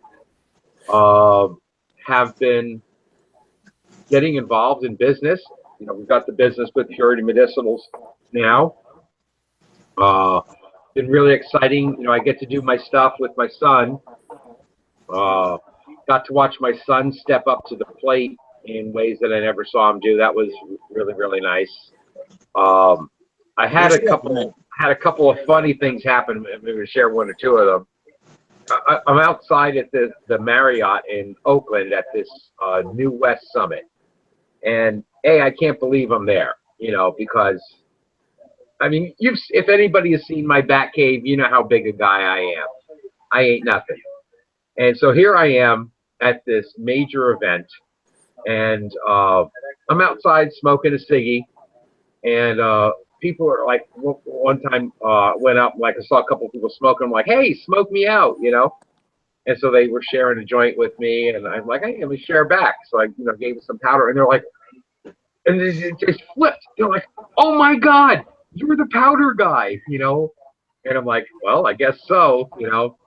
And then at the after party, after the whole event, there were these couple honeys, and they're kind of snuggling up and asking me questions and stuff. And I'm just like, I'm a 60-year-old fart, you know? And I've been, small time, open to learning. And all of a sudden it's like, we're the bells of the ball, I think is what somebody called us. And I just think it's hilarious because I know who I am, I ain't nothing, I'm just a guy. But man, it was really, really fun. My head swelled to 3 times its normal size, just like the Grinch's heart finally swelled to 3 times the normal size. And he saved Christmas kind of thing. So I had a little of that going on. And it was really, really exciting. I've been all over the West Coast here. I got to go to the Dudes Grow show. We made a big splash there. We weren't able to enter anything because we had powder and concentrate. But to be up in Oakland, and I had met Dennis Perone once, and that was really, really nice. But to get invited to Dennis's castle, to meet Dennis's husband, who is just, oh my God, this man is so cool. And having fun with them. And one of the things that happened that really touched me inside, I mean, Dennis Perone is the reason that we even have medical marijuana in this country. That man put his body on the line. His whole crew put their bodies on the line for us to be able to do the things that I'm able to do with my son. And he's got some health challenges right now with the big C. And he was eating my powder. And the big thing was, and as people came up, is Dennis was eating full meals. And as exciting as things were, to be able to share back with somebody who even gave me the opportunity to be where I am, and knowing that my product is having the man eat dinner. That's amazing. That's truly amazing. Fuck yeah. Oh yeah. I mean, because where would you be without him, right? That was one of the big, and then like hanging with Ed Rosenthal in his house and next to his wife, and we went out to dinner. These people are lovely, and I'm just so great. I mean, I can't even tell you how grateful. But that thing with Dennis and meeting him and his husband, and knowing that Dennis was eating full meals, yeah, we're gonna make some money, but that's what it's about. And it was fucking cool, man. It was fucking cool. Awesome. Yeah. You should be proud, my friend. You should be fucking proud, because both of you guys, that made me feel awesome hearing that story, and I needed that. Thank you very much. Cool. Yeah, we gave Dennis Tommy went down and gave Dennis just a giant bag of the powder, like 100 grams or something fun, just to make sure he had enough till the next time we can see him. Oh yeah. That is awesome. Yeah. I love, I'm with this company, Purity Medicinals now, and just everything about the way they do it. When I've had conversations with them, I said, hey, I need this much money for the lab. And, then they approach me and they go, what do you need for testing to make sure it's to purity standards? Yeah.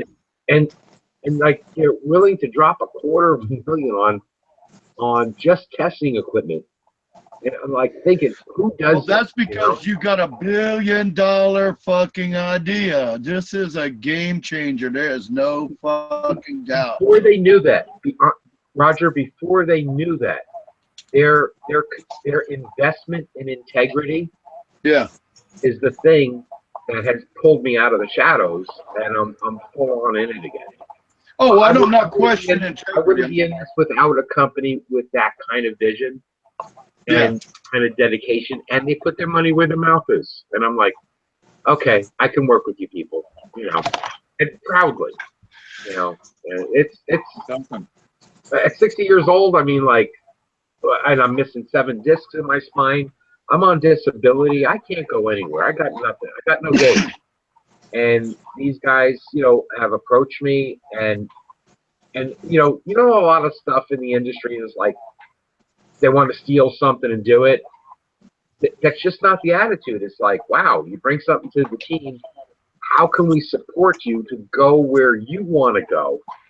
Right. And it's like, man, it's crazy. They're getting full-on pharmaceutical equipment, and I know how Steve's going to be, when he has some testing space, and we'll have all the equipment there, to do the testing, and I'm just an extractor, but I think this purity model, the way all you guys are dedicated to growing clean, medicine and stuff, compared to what's going on out there where people spray stuff on it, they don't give a flying fuck. They'll give it to cancer patients. To know that, I'm part of a crew that they won't have none of that. I feel proud about that. I feel blessed. and I'm a militant atheist, and I feel blessed that I'm invited, to the table, with my son and everything. So I've been up to a whole lot. It's kind of new for me. I got home after 2 weeks or whatever the heck on the road, and all these shows coming up and everything. Got home to my own shower. I hadn't showered in 2 days. I'm in my own shower, and I'm like, oh, I know how my shower works. And I kind of calmed down. I'm home and everything. Just all the stress and everything. I literally wound up vomiting in the shower for about half an hour just from all the stress. Okay. And too much information. Like I was holding it together. I didn't want to embarrass the company. I didn't want to say anything stupid, and everything. So like I'm on pins and needles for weeks. I got home. I'm such a sissy. It's ridiculous, man. I just fell out. But I fell out, but proud. And it's pretty damn awesome. And I love bringing like the story that we share on the show here about the economical way to grow. I want to see fish ponics just rule the day. I'm going to do everything I can to promote what you guys are doing. I think between like Charlie Schultz and Steve here and Marty, you guys are. I think you're at the head of a revolution. I mean, I spent a lot of time. I spent $30,000 learning to grow, and what you guys do runs circles around everything I did. I got mad respect, and I love going out there and repping it. And then the kind of people we met because we're doing it clean, we're doing it right.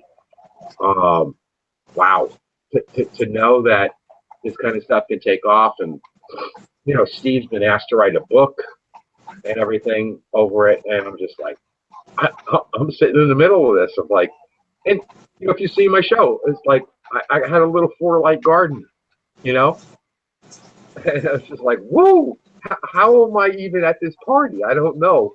And then some people were saying we're the belle of the ball, and I'm like, I really want to return a lot because everything I got going on now, other than disability, is from this aquaponics concept and the commitment you guys to have to doing things right. And I'm proud to be a part of that. That's what I'm proud of. Well, it's nice to have you here and be able to show you around and let you sniff the ladies a little bit. Oh, speaking of ladies, I think I pissed off your wife. I don't know if she knows my dark sense of humor. Dude, I am a feminist. And I know sometimes my humor, especially with growers, because we talk about the girls and everything and beating the girls and everything. And if she thinks I'm, any way, shape, or form like Trump and a womanizer, dude, I am not. And I apologize. We got out to the car. My son said something. I'm like, oh my God, the woman doesn't know. She doesn't know my dark side. Because my humor is really, really dark. My heart's not. My humor is wicked. Well, I can tell you a clue. I can give you a hint for future reference. I've noticed that you release your dark side to people right off the fucking bat. Maybe you should get to know people a little better before you go ape shit on them with some of that weirdo shit, No, I mean, this is why I go on. No, we love it. No, we love it. You can't. Hey, I've been in the rock and roll bands on the road with rock and roll bands. We're off topic here. Let's get back on track. What was the topic? I was checking in what I was been up to. Yeah, what Tommy's been up to. Pissing off Marty's wife and going up and down the coast doing crazy stuff. Anyway, it was nice to have you here and let you check it out. So, because that's the first time I met Steve too, so it was kind of cool to have both you guys here. I enjoyed watching the videos with you guys all together. I mean, that was really cool. Yeah, it was a little weird, but cool. Like, we're used to hanging out. Like, it's not like, we're used to just talking like this, but it's kind of the first time we met in person. And so for like Steve and I, who I don't even know how many, what episode are we on? 62. 62.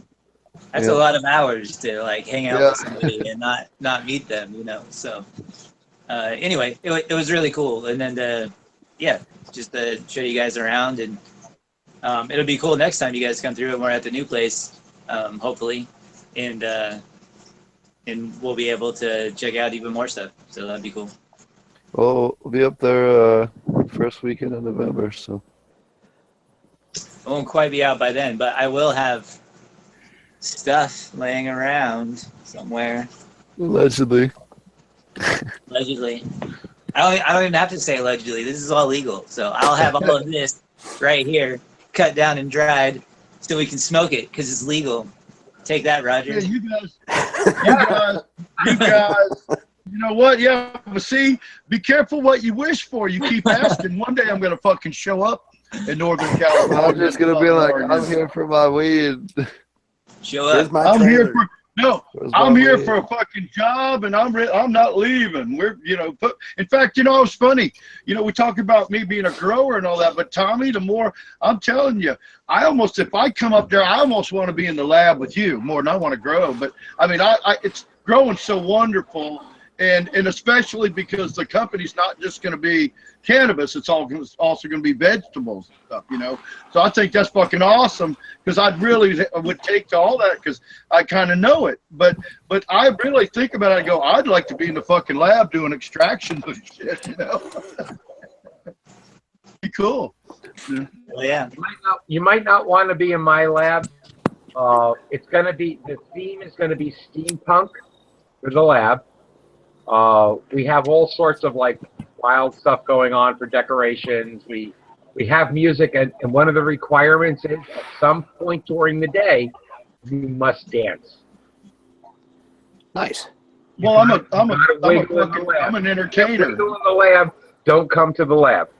Well, I'm an entertainer, and I already danced for you guys tonight when I was showing you Steve's dance. I was gonna say, Roger got up on the chair and fucking danced. That was some hot shit. I know it. Pedro had that.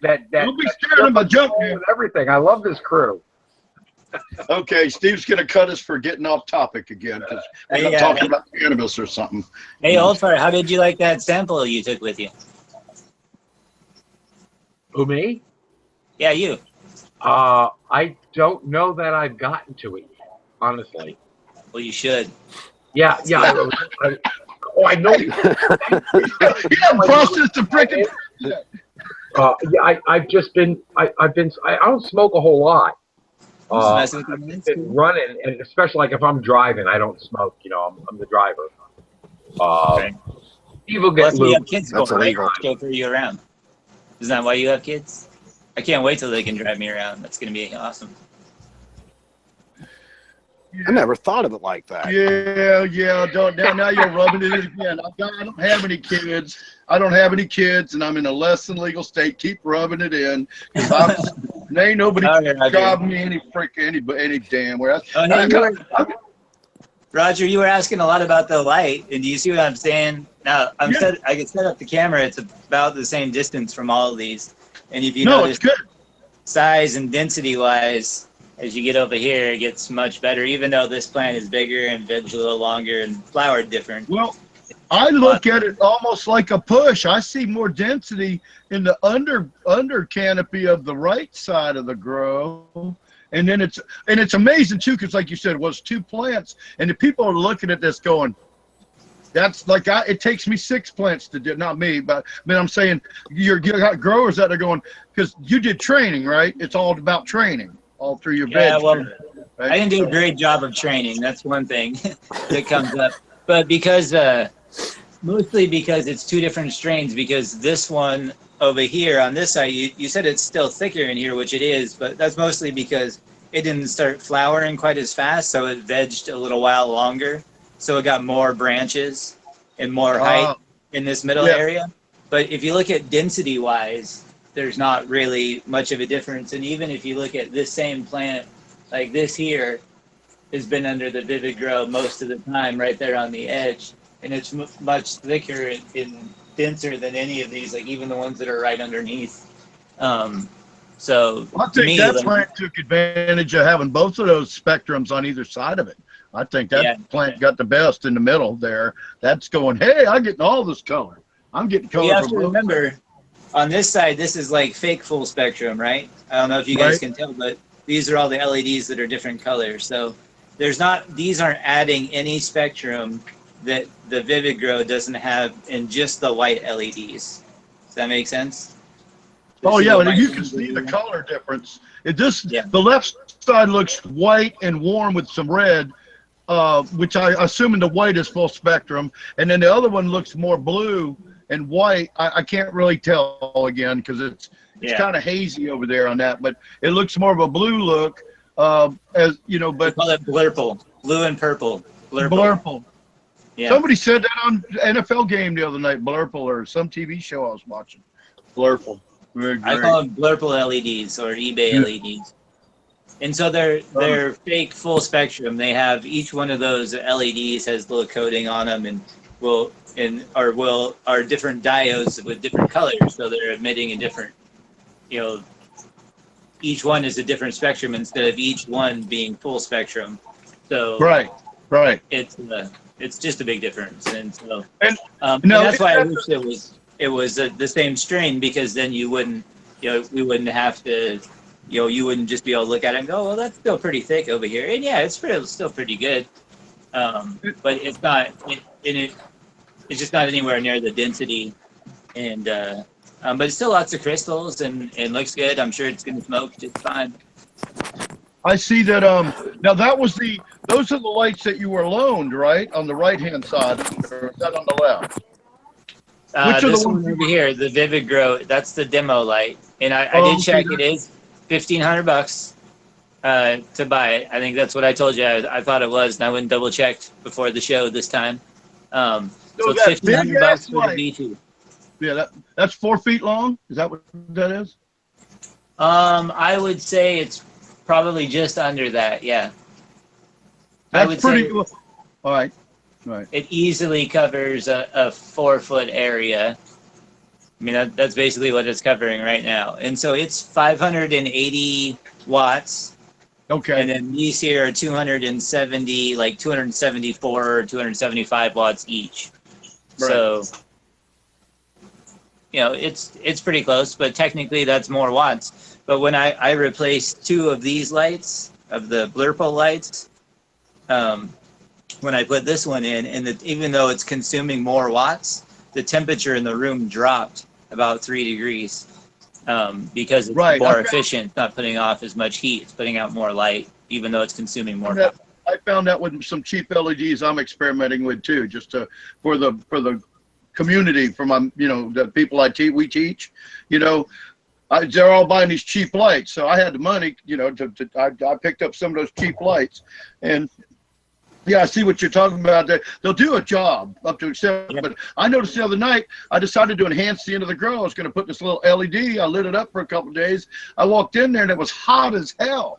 And I put my hand up by that little cheap LED. It was hotter than my damn 600-watt metal halide. And I was going, okay, pull the plug, cool this back down. And I liked what the light was doing for the trichomes and all, but it was the heat it added. It was, I said, oh, I didn't notice that before, but maybe last time there was more of a winter time. I don't know. It's kind of one of those things where I don't really keep, I would say, yeah, it would be winter, spring last time I used that. So it's colder temperature outside, easier to keep the temps down, in that time of year. So I didn't notice it, but boy, I walked in there on this, a couple weeks ago when I tried that, and I said, holy shit, I gotta. It wasn't it wasn't the HID lamp, it was the LED. So for you people that from the forum, some of them $70 to $130 LEDs, yeah, that might do the job, but as far as making less heat, that is not necessarily true. But yeah, that Vivid looks. See, that's the first time I saw a lamp that's an LED because of the size that it covers. Oh, the footprint it has, and the fact that I love the fact that it goes basically 4 feet long and about 2.5, 3 feet wide, 32 inches or something like that, probably. Yeah, I would say it's got to be. Yeah. It's got to be at least 24. I could maybe get my head around spending $1,400 for a lamp like that. That's a lot more reasonable to me. I mean, that was one of my biggest, gripes about LEDs was what I was finding the good ones were guys were actually being able to make a comparison to good HID, which a lot of us still, I understand. I love Brandon and Orr from Spectrum King, and I wish I had the money to buy all those nice lamps. But meanwhile, I'll probably stick with HID for a while, unless I move to California and work with this billion-dollar company. But that lamp looks like something I could even recommend to, people when they ask me on the forum what they would buy for an LED. I said, well, a friend of mine got a loaner of this Vivid system, right? And I'll tell you what, for $1,400, you're not getting a little like a 2x2 light. You got a light that literally covers 4 feet by 3 feet. I mean, that's a you grow, well, you can grow. Well, yeah, I like what you do LED. too. Yeah. It's also the first LED I've ever had that when a plant got too close to it, it started getting light bleaching. I've never had an LED intense enough to cause light bleaching before. And that's interesting. When I was showing the one there in the back there, it had actually, I had to pull it down and over because it had gotten too close. And I posted some pictures to the group too, but it's got like 2 nodes up on the top that were showing light bleaching. And right. I've never had that on an LED before. And I've let my plants get too close before. It's not like I just all of a sudden got lazy. That's definitely happened with these other lights before. It happened this time. I had plants get up into this light at the same time that they got into that one. But they didn't have that problem because it's just not as intense. And so it's kind of cool. I think that, you can really, it's just more evidence that it's putting out that kind of power. And it's the interaction there is when when you're converting a lot of power, you're only getting heat or light. So because this is consuming less heat, we know we're getting more watts out of it. Right. More intensity out of it, I should say. Efficient. It's more efficient. Yeah, it's way more efficient. So especially if you're gonna line like a whole warehouse and these things, and you're consumed about your power consumption, that's gonna add up pretty quick. They're very industrial. I guess that's the other thing too. If you're gonna recommend it to somebody, make sure they know they're gonna need like solid support for it. It weighs probably like every bit of 60 pounds. And it's a real light. Yeah, it's 4 feet freaking long by 3 feet. Yeah. I mean, it's 12 square feet of light. And it's solid too. It's not like it's not plastic. Like these things don't hardly weigh anything. I mean, they weigh a little bit, but not anywhere near what that thing does. I could barely hang that thing up by myself. It was that like it's that heavy. I would say 60 to 65 pounds. It probably says if you go to their website. vividgrow.com and look up the V2 is the version that I have, and I really enjoyed having it so far, and I really wish it was the same strain, and I'm pretty sure they're gonna at this point let me keep it to do and set up in a new place where we can do that again. And I think I'm just gonna get 3 clones from my buddy this time, so that way I can make sure I get all 3 of the same one, and do that. So, but anyway, I don't know if they'll let me keep it or not, but I'm hoping they will. It seems like it. Well, we're advertising the shit out of it on the show. So you're advertising the shit out of vividgrow.com's beautiful light here, And the last thing I want to say about it, we discussed about before, like because we had a nice talk about this 3 or 4 weeks ago, when we're short on guests at the end of the show. You can definitely see without a doubt, because what have we learned lately we all believe in? It's all about light intensity.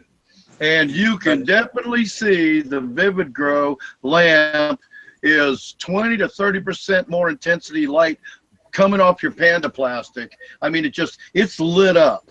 And the blurple lights are in the dark, like in a rainforest kind of thing, where the whole, well, and again though, it's weird because it's more like it's two. It looks like two different styles of grow almost. But you said the one had to veg longer, so it got a lot more under canopy and all. So that's the weird thing about it too. The left side grow, it's got a lot of airy space, and then you got all this heavy foliage. But overall, it still looks like the intensity of that Vivid Grow lamp is 20% to 30% just on light intensity we can see. Well, wait till we get the nugs, because like that's the like if you just tell, like, for instance, like when I hold this up against here versus when I hold it up against, say, here. I don't know if you guys can tell or not, but the density and the size is just, you know, like totally different. And I find that you'll really see that once it dries out. All the smaller stuff is going to shrink down even more, and the denser stuff is going to stay large. So I think we'll be able to tell. But really, again, I need to do the same strain in order to really be conclusive. But I can say the stuff that I know that I can observe, which is light bleaching on an LED. I mean, that's light intensity right there. I mean, it did get too close. It was probably like 3 inches away from the light, which is too close. But to have that in an LED, I think just speaks to its intensity. And then the fact that the temperature went down when we started consuming more watts from the wall indicates that it's got increased efficiency because, it's heat or light. That's your two options. It's going to one or the other. So, so those are the types of things that I think that, that we can say for sure. Then I think just speaking quality wise, I was showing you guys earlier around when I had the camera unplugged. And it just looks great. I'm really happy with it. Marty, can I interject something? Yeah, go ahead. My experience with LEDs, I would not use them unless they were on a light mover. And one of the things I notice about that light that you're highlighting right now on the left is there's such a broad area of light.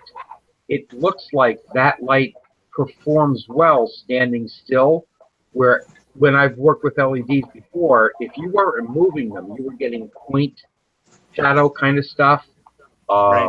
You needed to kind of move it to blend those different lights.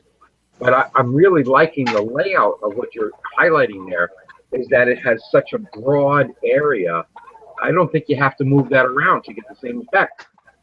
I really want to do it on a light mover, though. Can you imagine, like, being able to cover, like, having a light like this on a light mover? I may even look into doing that. I've already been considering it and pricing them and trying to figure out how that might work. I have several for my old grow, but I have all my old grow equipment on a property that things are icky socially with. But if I can go grab them, I'll run one to you. That's awesome. LEDs on light movers it is so worth it. It's like when you have a $1,500 light, if you spend $150 on a light mover, oh man, you make that thing sing. Well, but that's a very heavy lamp. That's a very heavy lamp, though. And one thing about light movers, unless you know something I don't, or you got a new product that I'm not aware of, is that light movers don't really like a 60-pound lamp to be moving. But I've got a suggestion. Get you a garage door opener and fabricate it into a light mover, and that can take the stress. If you want to move a lamp that size back and forth to cover 10 or 12 feet, you need a garage door opener, and then you can lengthen and shorten the chain to bring your draw back and forth, and it'll go up back and forth. Well, you never want to use more than double the original footprint for a light mover anyway. After that, you're just right. Okay, I'm sorry. So it'd be, well, it still would be, you still could use a garage door opener and convert that, and it would be plenty heavy enough, since it can live a garage door, it would be plenty heavy enough to pull that back and forth. And you could you could, I could draw some drawings to show, because I've got ideas about track. Yeah, that's a great idea. I love that idea, Roger. That's worth developing, totally. Basically take the hardware off the side of a garage door and put it onto the lamp, and then use the same kind of track. You can actually run a pulley system. All you need is the rails at that point, and the trolleys are cheap as dirt. Right. And It's not you just spend it. You spend. and Well, you're just literally running the line back and forth. You could use steel cable. You don't even need anything as heavy as steel cable. That's pretty freaking smart. no. Well, on a garage door opener, it comes with a big long chain, so you don't need to buy anything else. You just need to take the wheels that ride in the track on a garage door. You mount one on each side. You mount you figure out where your light is. You take the mounts off the garage door. You just buy a kit for replacing them. Put that on the light. Put it in the tracks. Figure out how wide it is, and get the garage door to go the distance you want. You can move that light back and forth.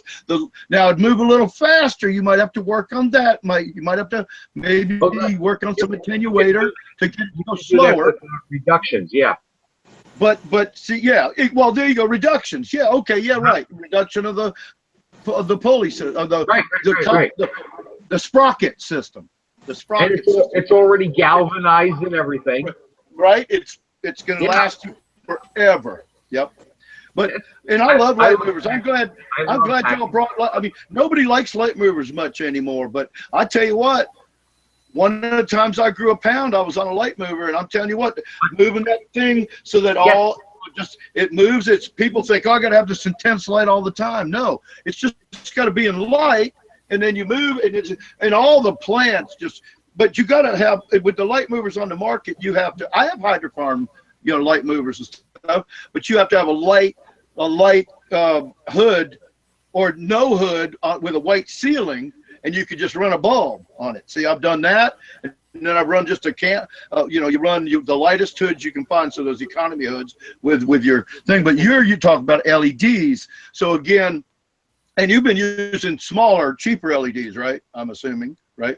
I did. I used cheaper ones, right, but right. I had my big double-endeds. I ran two double-endeds off of one light mover engine in the middle. Yeah. But as little as I know about growing, I will state this emphatically. If you have an indoor grow going on and you're not using a light mover, you're about as dumb as a bag of hair. Well, most people don't have that space. Everybody doesn't live in California. Even 2 feet. Just gently rocking your light. Even gently rocking it. Forget moving it. You're not going to increase your footprint by more than 10%, honestly. But the simple act of moving that light back and forth, I've done it without it, and I've done it with it, in the same exact space with the same equipment. Well, can I explain something there? That's part of that is because of the angle. It's the angle of the light, so you get the lower canopy as you move back and forth. And I was going to say something to Marty. Now I know Marty knows what he's doing and all, and I was wondering, it might be because maybe I don't see it, but like that light, for instance, where I was going to say it to you, and it doesn't really matter. Some people, being open, I believe in that. Plants thrive in more open area environment than if they're all crammed together, But the thing is I'm not going there. What I'm getting at is that if Marty put Panda plastic on this side of that light too, because you were talking about how it was, if he had Panda plastic not only on the back wall but hanging down in front of where we're looking at the plants, those buds would even be more dense, and there'd be more under canopy growth on all the plants across the board. So, and that's a cool light on the left. I like that light on the left. And that's, you see, but that's a 4 foot wide lamp. That's a real lamp. Spreads the light out, so you're getting the angles to the lower stuff. I think we lost Marty. He's done that. He went blue. I'm still here, but the lights turned out in the grow room, so he's in the dark. I'm just chilling now. I think you should have left the camera on so we could watch you sitting in the dark. So Steve on my phone looks like he fell asleep. Like his eyes are like pretty much closed. Yeah. Well, what do y'all think? You want to wrap it up tonight? It was fun. Yeah, that seems like a sign that the lights went out in the grow room. We should probably get our lives, or at least our so-called lives. As long as the lights don't go out in Carolina. I have to wait for my eyes to adjust just so I can get out of here. So. You bump into something in there, huh? What do you think, Marty? What do you think about that Panda plastic on it? Why don't you have Panda plastic on the other side for reflection back in? Well, when I first set it up, right here on the other side of me, I have the big CMH lamp. So they were just getting broadcast light from those. Anyway, so they were getting side lit before that, and now I'm just coasting until I get out of here. So good answer. Yeah, good answer. Once I do get set up though, the same thing will be set up in the new spot, but may have a light mover. Because even like in the same space that I'm in here now, if I unhook these two cheap lights, and put this one big light on a light mover, I would get more product and use less power and be better cooler. off. Yeah, for sure. Yeah, that sounds. I agree. Yeah, that would be nice if you could move that back and forth in that space all day. That would be one beautiful space right there, for sure. So. Yeah. All right, guys. Well, I got to go put some kids to bed. It's been fun. Awesome. You can check me out on AP Meds on YouTube, on Patreon. We have the Facebook group, Aquaponic Cannabis Growers. We have the class coming up. Yep, right, this Steve? weekend. Yep, this weekend is the online cannabis class as well as in-person class at Ouroboros Farms. So definitely check that out. And yeah, thanks a lot, guys. Stay tuned for new videos. And we'll definitely, on the class this weekend, we'll have some good timing to take a closer look at some of these buds and maybe even take a look at some under the microscope if I can get it figured out. So we'll see how that goes. Thanks for letting me banter with you about the LEDs. I'm sure all the listeners and the people at the forum really enjoy that kind of stuff. They get a lot of information from our interaction when we do that. That's awesome. Awesome. Appreciate you guys. Have a good night. Take care, buddy. Good night, brother. Cheers. And then number 4. How do people find you guys over at I Love Growing Marijuana? Just come and join the forum at ilovegrowingmarijuana.com. We've got a blog with 500 articles. We got a great support cast of staff, all knowledgeable growers, and a ton of knowledgeable members. And our forum's totally friendly and forgiving. You don't come there and get treated like an idiot. If you're a new grower, our motto is to help you grow successfully from start to finish. Whether it's my method or Hogmaster's method or Garrigan, Donald J, Dummy. Speaking of Dummy, or any of our great members, but speaking of Dummy, I got to talk to him. He's doing a little better. He's sorry he's missed us tonight, I'm sure. But I got to talk to him for a while the other night, and he's still building that grow and all like that. And it was 20 degrees up in Maine, by the way. So. But I tried to get him on tonight, but he's been studying, like you said, he's going to school. But yeah, it's a dark place up there, man. 20 degrees in the snow. So I just wanted to say shout out to Aquaponic Dummy. He's one of my best buddies, and I did get to talk to him the other night, and he's coming around in a lot better space, and doing well. Got some new, he's become a caregiver for a couple people. So he's real happy about that, get some interaction going, because up there's not a lot of people around, and the people around don't really like people like us. See, so he's now got some like-minded people that are traveling to visit him, every week to get their meds and stuff. So I think he's coming around, and I just want to give a shout out to our buddy up there in Maine. Awesome. What about you, Tommy? I'm ready to go beat my face into a pillow. I do have to show off just a little bit, just because it's hilarious. Smoking a spot of the actual winning bud from the Dude Grows cup that we went to in Portland, Oregon, and just want to give it a shout out. They were on the show earlier. Scottie from the Dude Grows. The Portland trip was awesome. In fact, it was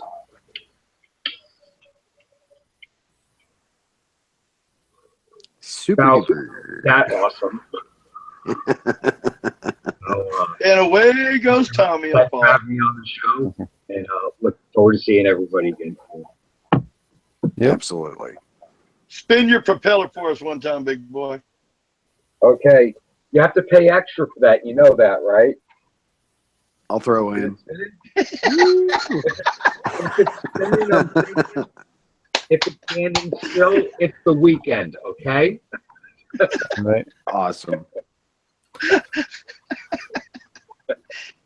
Yeah, Love folks, you we have a guys. good time here, whether you like it or not. We're going to have a good time whether you like it or not. That's for sure. All right. And you guys can find me at Potent Ponics on YouTube, Potent Ponics on SoundCloud. You can find me at my other website, or at potentponics.com. This is my company. And then I also am part of Purity Medicinals, which we've talked quite a bit about. Yeah, we had kind of a crazy weekend, and there'll be some awesome things and guests that come of it. So stay tuned. Yeah, y'all ain't going to believe it. All right. I'll see you guys next week. Take care, buddies. Good night. All right.